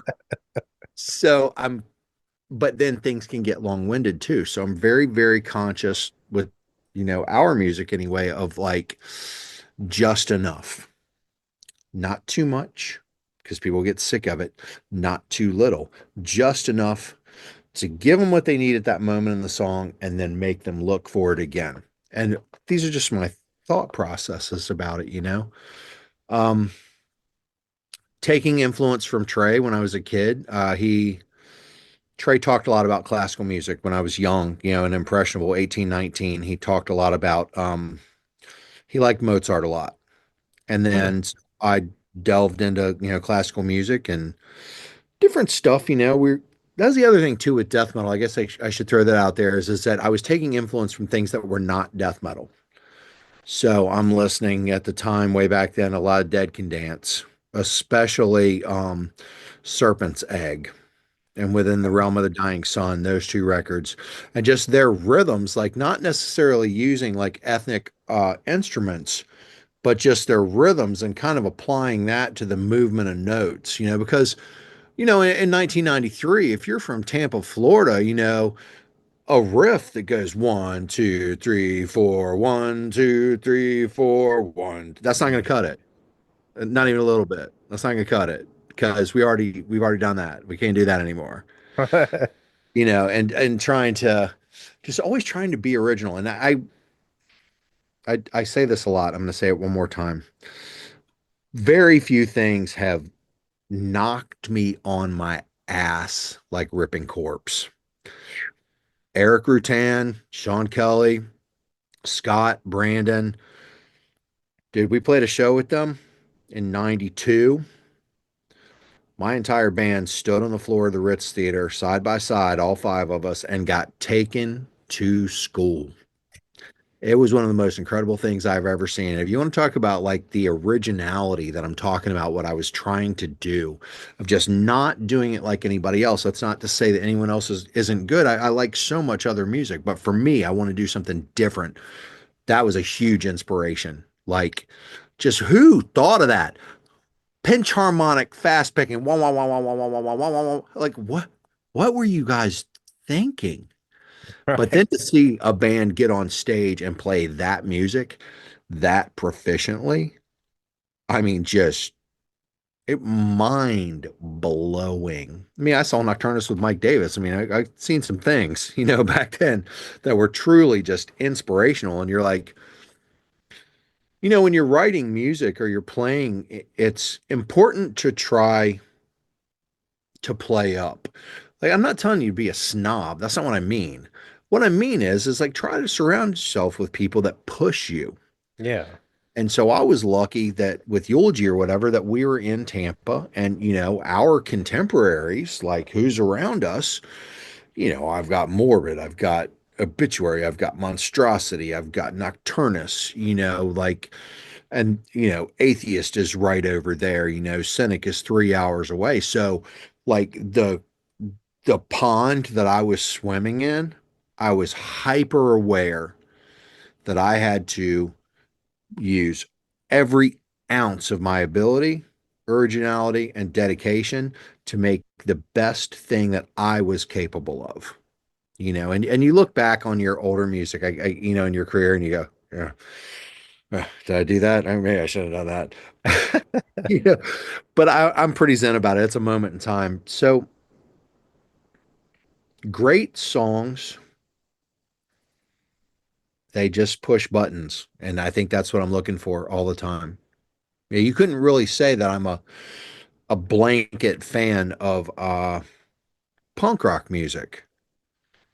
But I tell you what, the first TSOL EP is fantastic. Minor Threat's fantastic. Whereas maybe, there are some other bands out there that I'm not as attached to. And it all goes back to great songs that push buttons. And Yeah. I think that's the primary focus, no matter like how I try to get there playing wise, or what the method is, whether I'm starting with death metal or drums, or, if I'm playing like a rock song or something, sometimes that starts on acoustic guitar. I mean, one of my favorite songs I ever wrote, my daughter went running through the living room and I thought about something really funny she had done. And I told her, I was like, come here, sit down. I'm going to write a song for you. And I put her on my lap, acoustic guitar, like wrapped around here. And I played this song that I still really love to this day. It's like almost like a classical, like finger picked thing. I took it to the, rehearsal space with my drummer and my good friend Brian Malvin, and he proceeded to put a 21/8 tribal drum beat over it, like the Melvins in a math class or something. And it's one of my favorite songs I've ever written, So I mean, it happens a lot of different ways, but it's always to push buttons. It's not for me. I mean, it is for me because it's cathartic, I guess, to write music and to like be able to like share it with people or whatever. But I certainly want to play things that the results, I'm the priority of what I think is acceptable or good. But at the same time, I care a lot about how the audience enjoys it. I just do. I mean, I want them to enjoy it. That's just, you know. I mean, you can take the black flag stance of we don't play for the audience, we play for ourselves. That's great. That's fantastic. A lot of music on the internet right now, man. It's real hard to get people to push a like button. You Right. might want to play, I'm just saying. I'm just saying. You might want to try to write some music that some other people like too. That's all, Sure. you know. It was it was interesting to me what when you were first talking about basically music that pushes a button. Um, one of the things that crossed my mind was kind of taking everything back to classical music, which was funnier when you mentioned Trey. Hmm. Um, and it's there's tons of studies that show the chemical and emotive response that people have at a neurological level to different chord progressions and different scales and things like that. And the actual scientific measurement of how a human reacts to different kinds of music is just so fascinating to me. How somebody, a response in somebody's like synapse or whatever for dissonant, crazy, freeform jazz and versus, crazy blasting heavy metal, some blues or R&B stuff.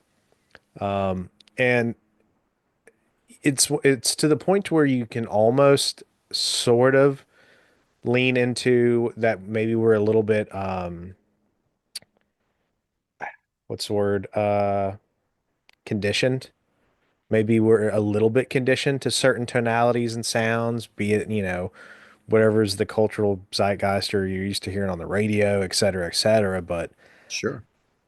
I feel like now, the last 10 to 20 years, that's less and less likely, considering how much music is out there, the digital age. Sure. It's, you know what I mean? You don't have to, it's not kids necessarily growing up for the first 20 or 30 years of their life having just the radio. They have everything. Yeah. So it's kind of hard to get conditioned when you have the world. Um, like my kid does not like metal whatsoever. Well, he likes some more like mainstream metal. I will say that. He loves Rammstein. So we at Okay. least got that. Okay. But no, it's you could easily lump it into a lot of conditioning kind of stuff, but I think it's more than that, and I think there's been enough studies to show there's genuine correlations between making sounds and the brain reacting to it. Yeah. I mean, and that's kind of like what I was saying, where like I think it's important to get like our own sounds to do productions our own way to do because like you if you put the radio on, like I was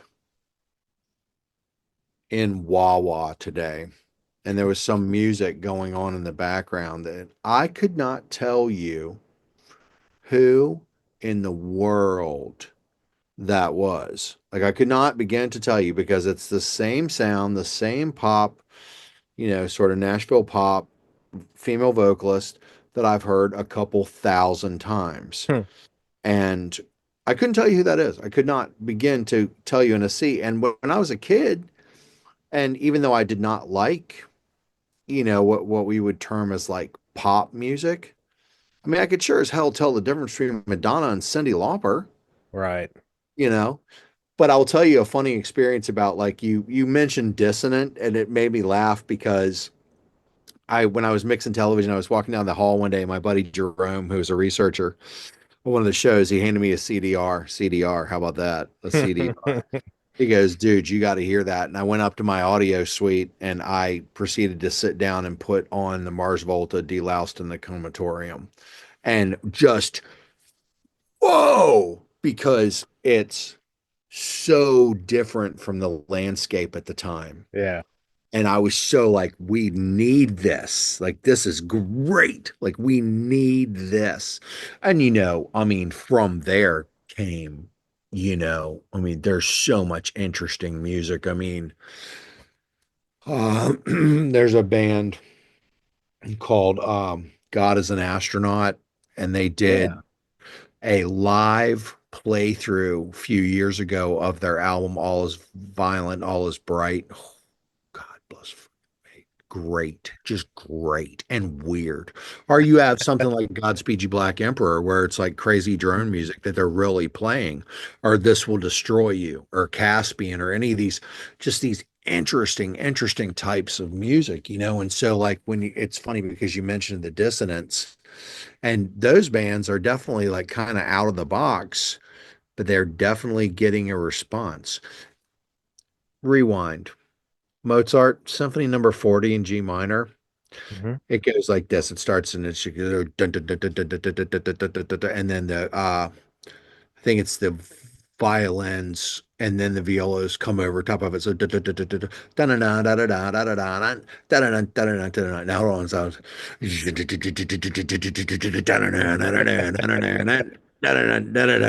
know, like it's all in there. Like the death Oh, metal's in definitely. there. You go back and look at Mozart a little bit, you might scratch your chin a little bit and be like, oh yeah, I hear it. I hear it, man. It's And it's crazy. And the more melodic death metal bands that you go with, like, somebody like At the Gates or like the early In Flame stuff, the classical influence almost becomes even more apparent. I feel like, I don't know. man, we heard at the gates or the Gardens of Grief demo, like that's what we heard first. What a what a skull splitter. Just that one riff with like one guitar's going it's just and it's so weird. And that's like probably the first time I really noticed people doing harmonies and stuff, like playing fifths and thirds, back then. Really good stuff, man. And then on the heels of that, melodic wise, I mean, a huge influence on Pulchra. Like probably the reason that we do it because we felt like the movement got cut off was the first two Paradise Lost albums Mm. and the EP and the first full length My Dying Bride. And then followed by Anathema, and then kind of followed by Amorphous, like Tales of a Thousand Lakes era or whatever. But that melodic, very haunting, very heavy, Mhm. stuff. And I mean, Gothic, Paradise Lost Gothic record. I mean, there's no stretch of the imagination you can call that technical, but that is a great record. Oh yeah. That is a great record. And then, like in the mid 90s, it's kind of when I started touring. I was lucky I went with Cannibal on the 96 tour, which would have been George's first tour. So Grinder's first tour. I worked with Oh Cannibal. shit. And it was Vader, Immolation, Cannibal, and Dark Tranquility right at the time of the gallery.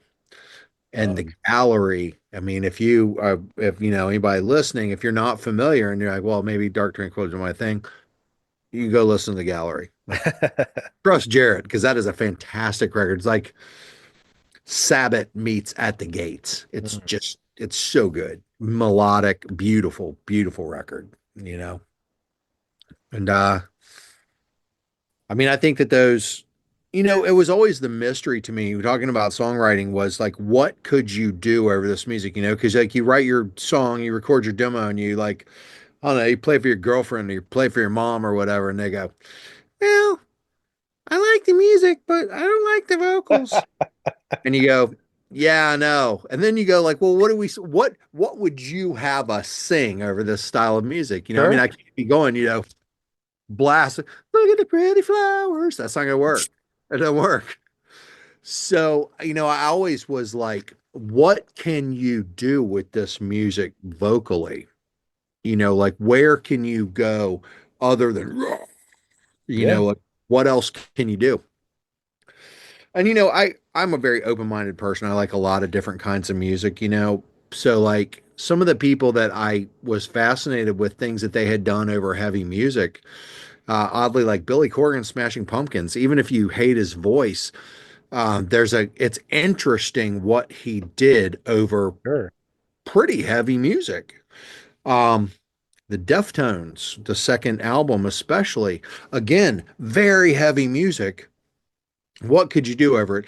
that, I mean, obviously then we got into like, other bands from that era that I'm not as big a fan of, but I do see that their aspect in changing music, so I have respect for them. But it's always fascinating to me, like songwriting wise, like as heavy it is, like what can you do with the vocals? And that's a big part of what I do when I work with other vocalists with, doing records, is like not to make them sing clean. That's not what I mean, but like what can we do with the vocals? Like what are the different colors that'll complement this type of music, So it's a tricky thing.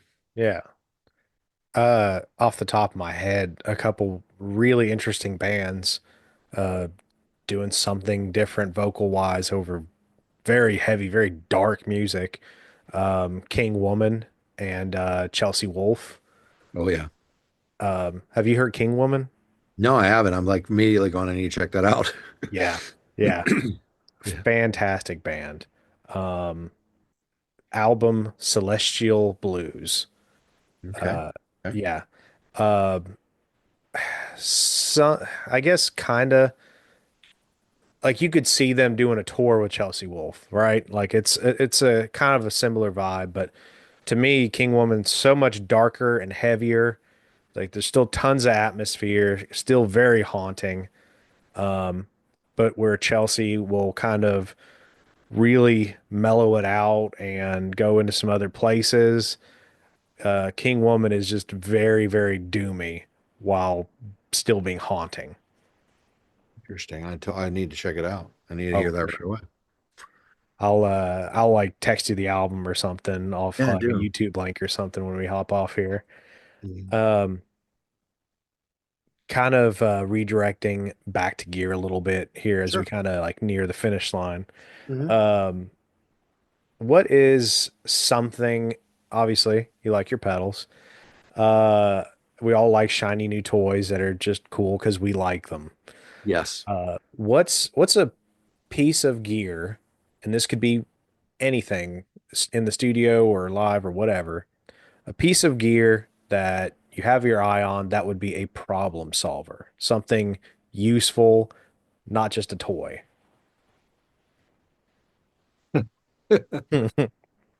Um, I would really like to get a super high quality cabinet switcher, like an 8-channel cab switcher, Yeah, so that I can plug all my heads into it and plug all my cabinets into it on the other side and just push buttons. for I would sure. like to have that. Um, if I had an SSL 4000G or a 9000J, although I don't know that it would fit in this room, I don't know if it would solve any problems, but it would make me happy. Sure. Um, live, God, live is so simple. I don't really think that I would like to have a rack of in-ears, Hmm. Okay. PSM 1000, so I could put all of Pulchra Morte on ears. That'd be it seems to be kind of the way everybody's going. It I it's a get it. thing. It's a thing. It makes things simpler. It's kind of isolating in a way. It's weird to wear them, because I've mixed ears for people on tour quite a bit, and it's kind of isolating. You definitely need audience mics and stuff like that to like kind of put you in the space so you don't feel like you're like playing your show in a box. But That'd be a good way around it. yeah, I think I've done some gigs with in-ears and like you said, it very isolating. It felt like you were in like your own little world and I don't know, felt I think strange. I think I'd like to see I think I would like to see a more workable machine for young bands to tour and get out there. And that is not a physical machine, but it's a something that's kind of just indicative of the world we live in. For instance, there's a bar here. It's called Will's Pub, and I really like this place. And my buddy Cartel, who used to be a sound guy, like touring sound guy, he's still a sound guy, but he used to be a touring guy. He's been working locally here. I tech their PA for free. So if something breaks, I go fix it for free. And you want to know why? Because some kid in Iowa can call Will's Pub and say, "Hey, I have a band. I want to play." And they'll probably give him a show. And I cannot overstate how important I think that is. I would Absolutely. do anything for free to support venues and people that are like that so that, because for better or worse, and I don't really, I'm not like down on it at all, but do you realize that almost all music, that the way that you consume it goes through a corporation at this point? At some level, yeah. If you look at like your YouTube, your Spotify, your Pandora, the Apple Music, this, that, and the other, like how, Hmm. unless you're physically buying CDs or vinyl, you're the transmission is completely through a corporation, and that's fine. But there's something to be said for the era when, the Dead Kennedys, pressed and made their own records and distributed them, or Black Flag did, and there were people that didn't want you to hear that music. Yeah, And I think that's important. I think it's important that, music gets out there that's maybe not. I don't feel like there's a huge stamp of censorship, so to speak, with the corporations. I definitely think that there's some tricks to trying to get in front of other people, as far as like, if you have to pay for boosts or getting on playlists, and that's a whole nother game that's not hmm really, whatever. But I would like to see vehicles for young bands to be able to go and play in front of people, and a way to get people interested to go see them again. Like I would love to see concert culture come back to what it was. I mean, I know that we have festivals and stuff. I'm not saying it doesn't exist. I mean, we have Rockville in Daytona coming up here, and it's, 100,000 people or whatever. But there was a time in American culture where the concert on Saturday night, when Judas Priest or whatever, was just as much a social event as it was a musical one. And I would love to see that happen again. Something similar to going to the skating rink for high school kids. They just went and saw, Dawkins or whatever was playing at the Enormo Dome down the road or whatever. I'd love to see that happen again. So a machine that makes a vehicle for people to play and to get people out to see and give new music like an eye. I would love to see that happen. But an SSL, or, you know, I mean, I'll take any of it. It's fun.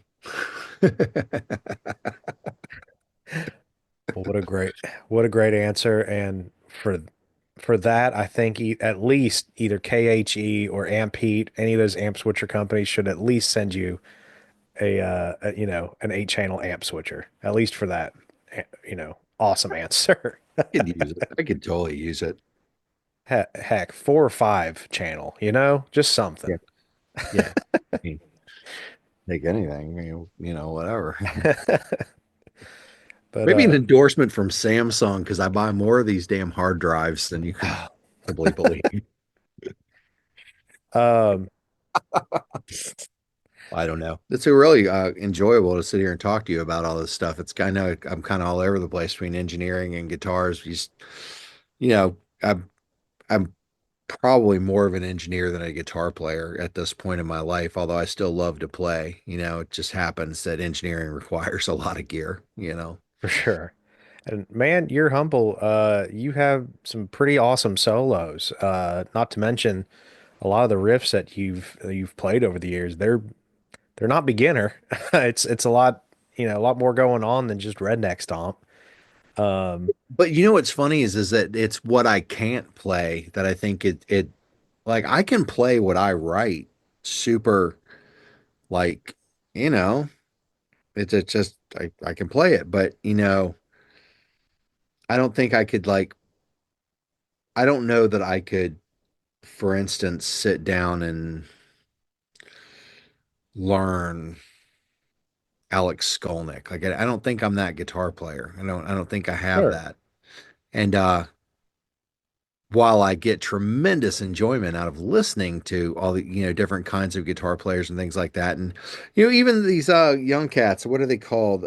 Polyphia periphery. I don't know. The guy's got short hair and he's got tattoos on his neck and he plays a lot of Polyphia.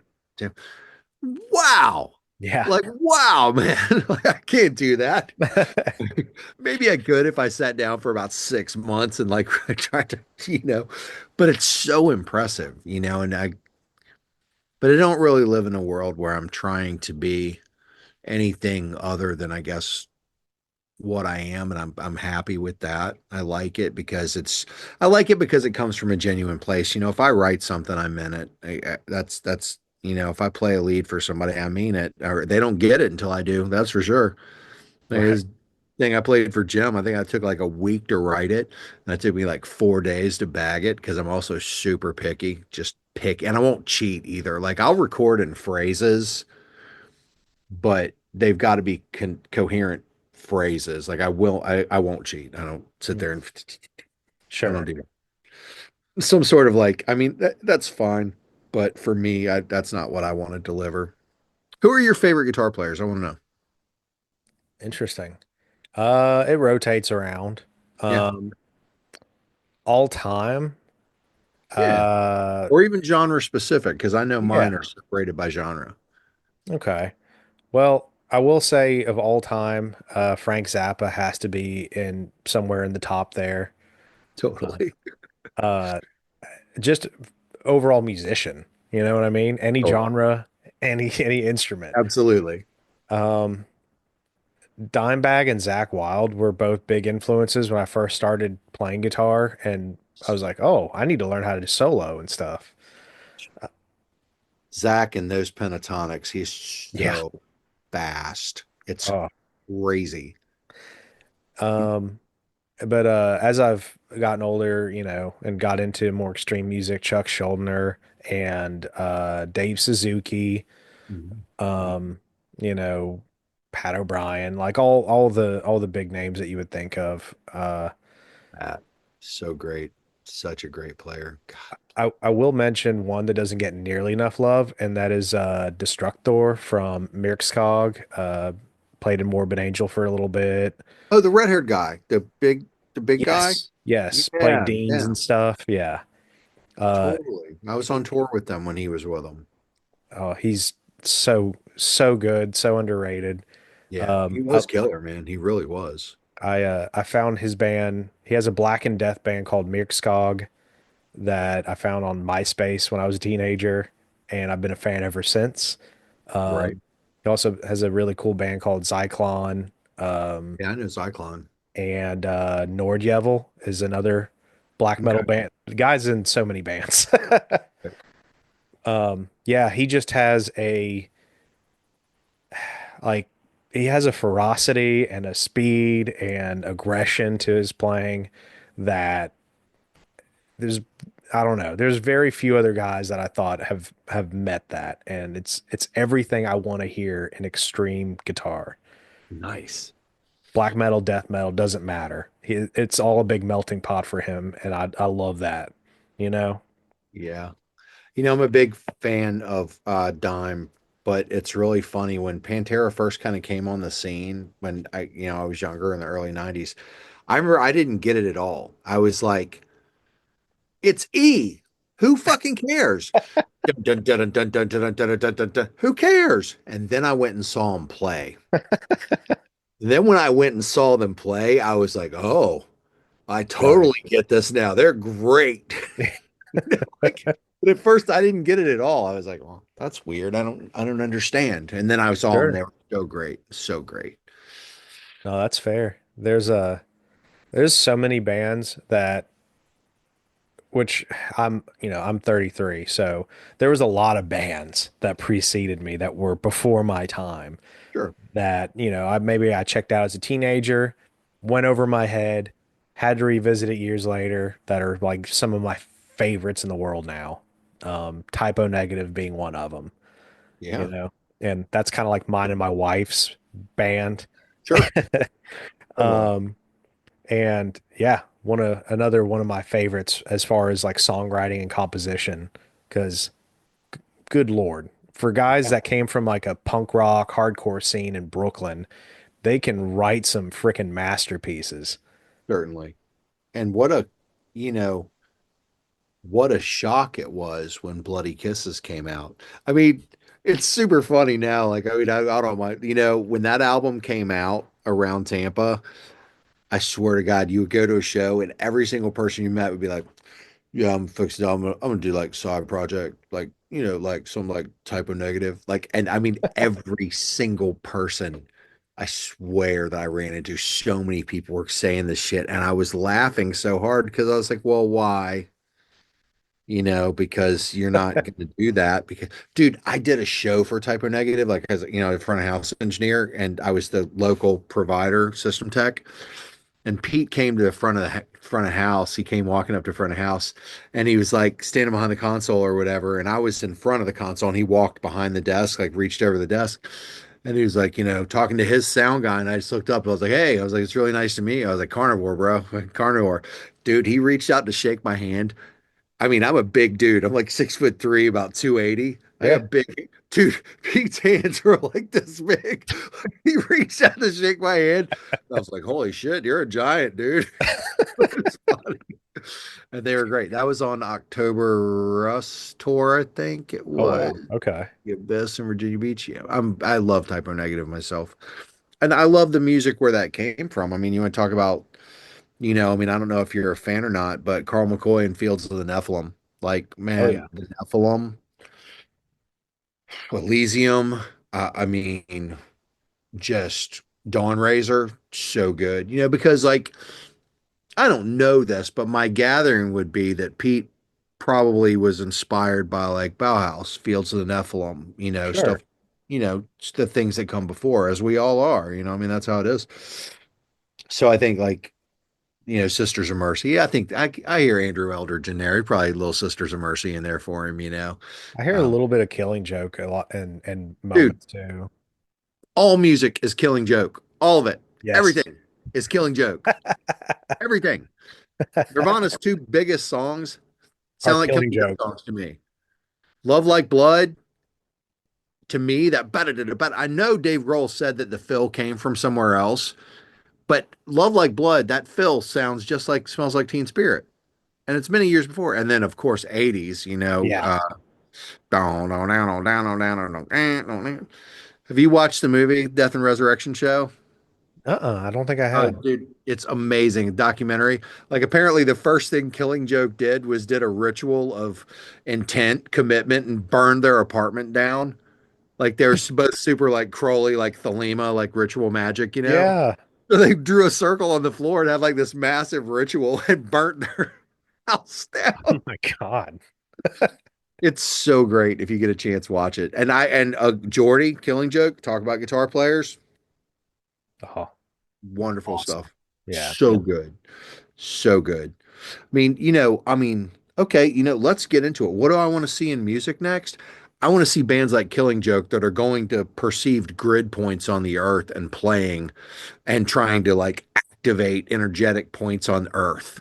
I mean, recording in the pyramids, going to Iceland to find these, meridian crossings. I totally want to see that. I want to see that happen. Everybody do that. I really do want to see. I'm not even kidding. I really do. Let's keep it interesting. That's so next level. I mean, I'm appreciating I'm being funny, but I will definitely say this. I think ever since I was a child, like music's the most important aspect of my probably of my life. And I appreciate it and I love it so much.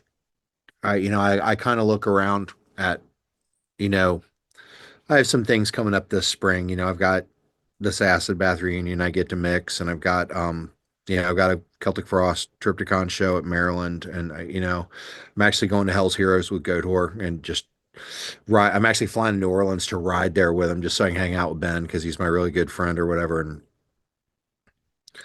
it's the best thing in the universe to be able to be like associated or even a small part or to be able to do or create and be a part of music. It's if you would have told like 5-year-old me that this was what my life would end up being, I would have never known it. And I have such a massive appreciation for it. And, it's like all this time later, even having working as an engineer and, you can get tired of hearing things. Trust me when I tell you, you know, but to still like love music and still be inspired by it, like is very, very fortunate to me. And like to have a conversation like this with you where we're just talking about gear and music and this, that, and the other. It's, um, it's extremely fun to me. Like I love to talk to other like-minded people and talk about ideas and music and philosophies of music and all this other stuff, and then you can have like so many moments in your life that are associated with music that, and it's like always having a soundtrack to your life is like fantastic. You know what I mean? Like you can have moments like you and your wife have typo negative, you know what I mean? I've had moments, where maybe a certain band that's having a reunion played a certain song that I really love and it hasn't been played aloud in 30 years. And I was sitting there. I mean, shit. When I went to work for Cynic, the first day I worked for them, I went to San Pedro to their rehearsal space. They handed me a set of headphones, had me sit down in the middle of the floor with a mixer so I could mix my own things.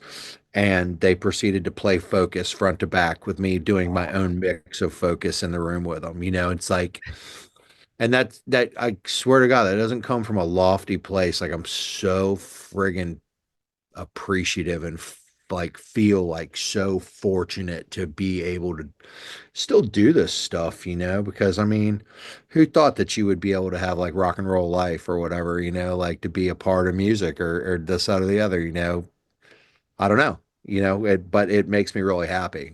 It probably is the thing, obvious, other than the obvious. I mean, my kids and, my girlfriend, stuff like that make me yeah, extremely happy, but music makes me very, very happy. And I feel like really, I pretty much every day, like kind of stop and go, it's like appreciate fortune, never spit in the face of fortune. It's bad. Don't do that. yeah, And I don't, and I really love all this stuff. I truly love it.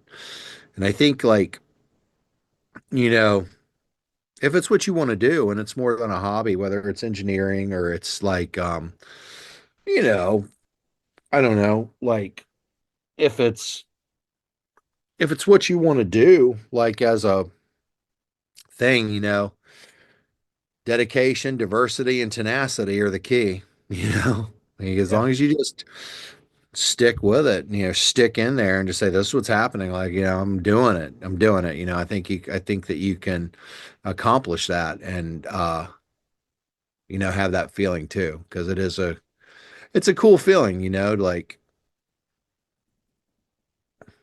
play a riff, write a song, put out a record, go to a tour, mix, it's fantastic. It's the best thing ever. It's the best thing ever. it's I've heard this expression uh, too many times working the blue collar jobs that I have. Guys, asking how they are, and they always reply with, "Oh, buddy, living the dream." Just an overused, saying, but no, it seems like you've actually made it. Like you are, you know, truly living what every musician aspires to do, and that's just to make music the living, make it your life. You're definitely a lifer. Um, Yeah, I don't know what else I would do, man. I really don't know what else I would do. I really have no idea. But we do so many different things. I mean, but yeah, I'm real lucky, and it's fantastic all the people that you get to encounter that are also really like inspired and dedicated to it, and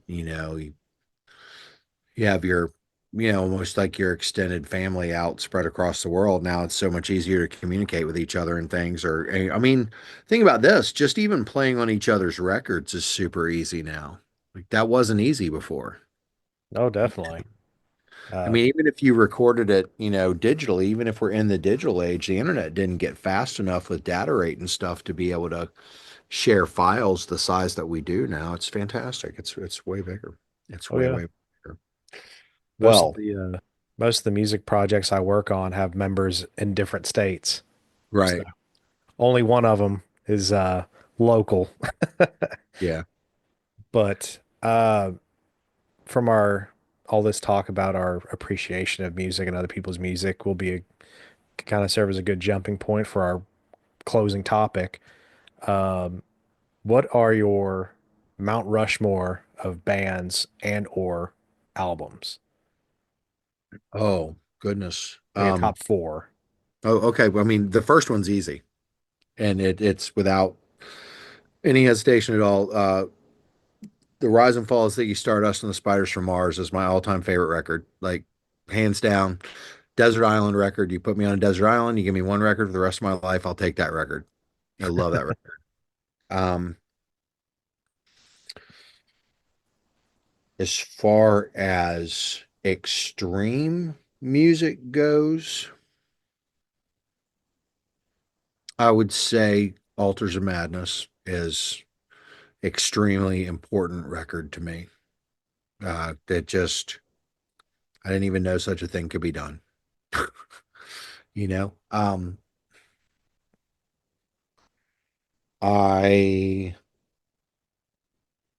I think Queen News of the World has to be in there because it's the first record I bought with my own money when I was a kid. And if you study the album and you listen to the song, not the album, but the song Sheer Heart Attack, Hmm. and you listen to the down picking,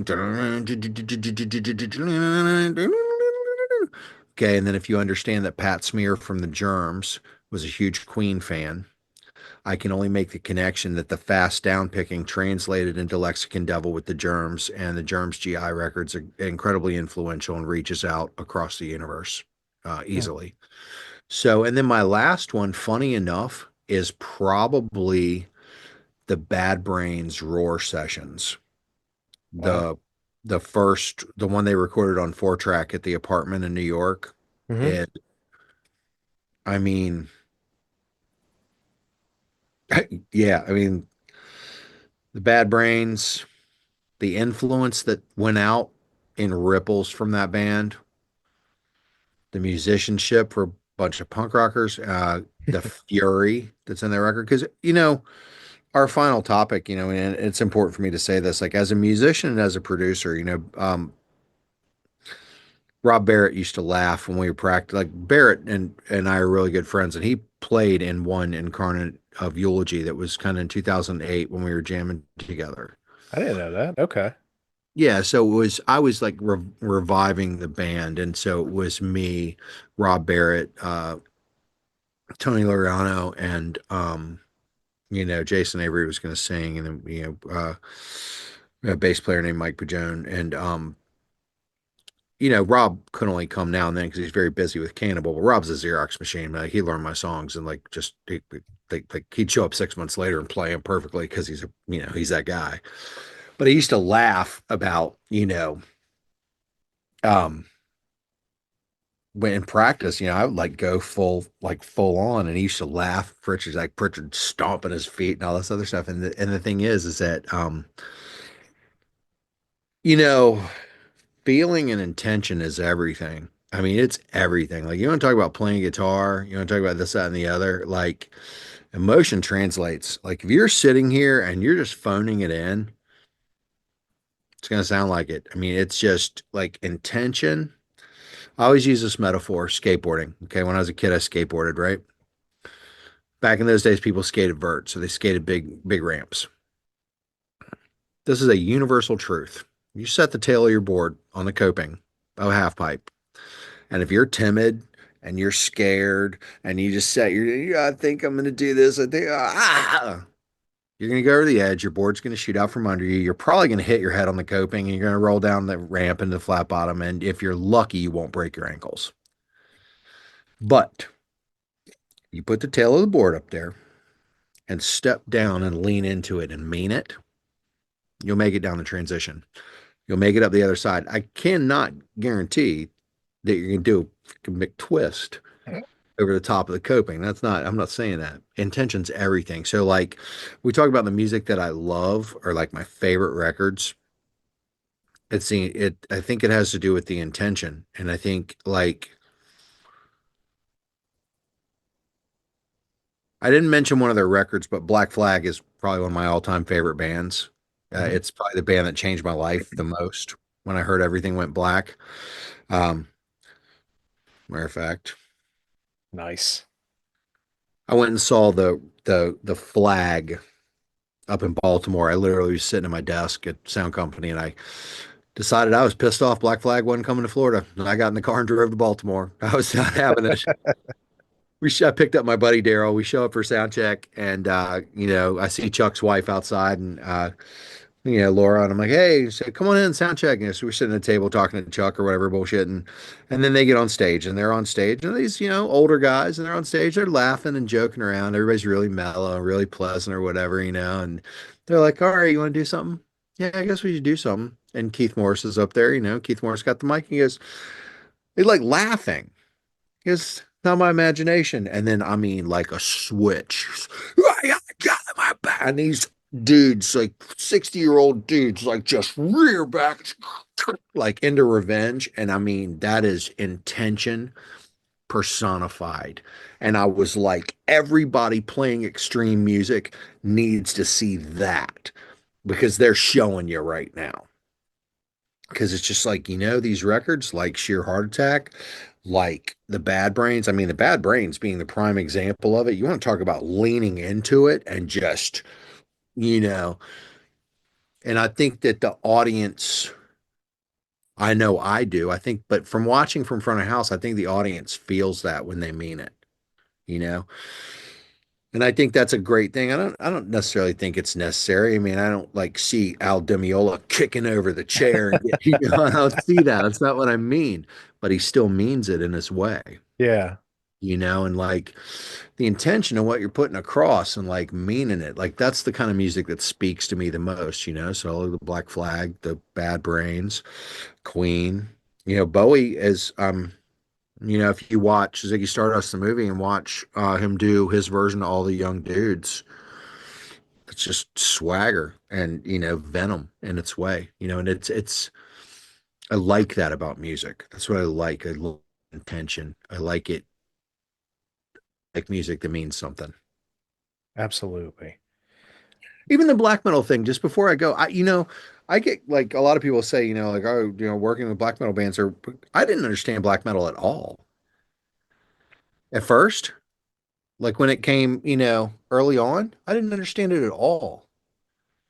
And then, I got the call to work for the Norwegians for 3049. And originally I was like, no, not even no. And then I Right. went out to work for them and I started to understand it. And it's their intention that got me interested. It's their,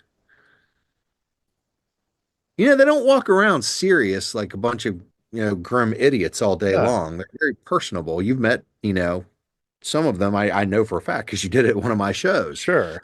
But when it's time for the show, we flip Oh the yeah, switch. And I think that's what I love about it. I think I love the switch, leaning into it. That's what I love about everything. There you go. absolutely. It's that's I've heard you kind of talk a little bit about that, you know, and I've heard other musicians say the same thing, and it's something I've definitely tried to really take in, something I've really been actively working towards putting into my own projects that I'm excited to share whenever they're ready. But um and I've definitely been guilty of, focusing too much on trying to make every little note perfect, not missing a single thing, and meanwhile, I'm just kind of standing there, you know, not end up missing a lot of not really conveying the passion. Like it was there when I wrote it, but I'm not really, wasn't really presenting it there whenever I was on stage presenting it to other people. Sometimes it's hard to, sometimes it's hard to invoke it every single night of the week, you Yeah. know? Yeah, that's true too. I mean, but You try, you do your best. You Sure. know, you do. I mean, you do your best. I mean, I think that's I mean, I don't know. I think that's a good takeaway from all of it, like just you're really like caring about what you do enough to be introspective and even think about it. Like we sat down to talk about equipment or whatever, and well, there's a lot of thought that went into this. Like gear wise. I mean, I thought about it a lot because I care about it. You know what I mean? And Sure.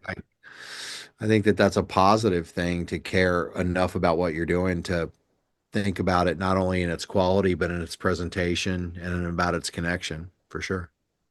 Yeah.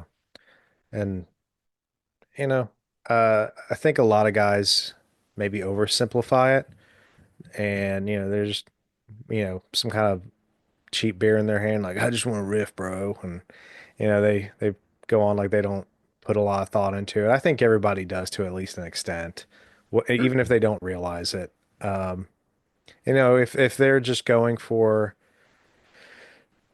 the more straightforward obituary approach, there's still a lot of intent and a lot of passion in that. It's just Absolutely. coming at it from a different angle is all. Well, Um, I mean, using the skateboarding metaphor, just because you're not Rodney Mullen doesn't mean you shouldn't skate right, right. because it's fun. You may not be the next, I don't know, Frank Zappa or Steve Vai. That may not be you, or I mean not you, but a figurative you, but it doesn't mean you shouldn't play because it's still fun, you know. Absolutely. But I definitely think that if your goal, there are different goals. If your goal is to jam with your bros in the garage and play, Al's bar down the street on Saturday night and drink your PBR or whatever, I think that's fantastic. I think you should totally do that. Do that. But if your goal is to present it as a product and, you know, put it out there, then I feel like it deserves and requires a little bit more focus. Both are okay. Both are cool. Both are Yeah. totally cool. Jam. I mean, I think everybody should get in the garage and make a noise. I think every single person should do it. Like my buddy Pat's got a daughter. I think she's maybe 16 now. And Sophie and her little friends, they're like in the garage and she texts Uncle Jarrett, and's like, I'm playing drums now. I was playing bass. And I'm like, right on. Yes, do that. It doesn't matter if you're good. Like, do that because it's good for you. Absolutely. Good for you. Play, have a good time, create something, have a good time. Just enjoy it because it is fantastic. I'm Man, like deeply philosophical about music today. I don't know. I guess you caught me on that day. it's perfect. It's exactly what I wanted. And honestly, that's a perfect point to end this. Jarrett, just before we hop off, want to give you a platform to, anything you want to plug or push, they're out there. Anything you want the people to check out. Well, I just would say go to the shows this spring. If you're near front of house, say hello, say what's up.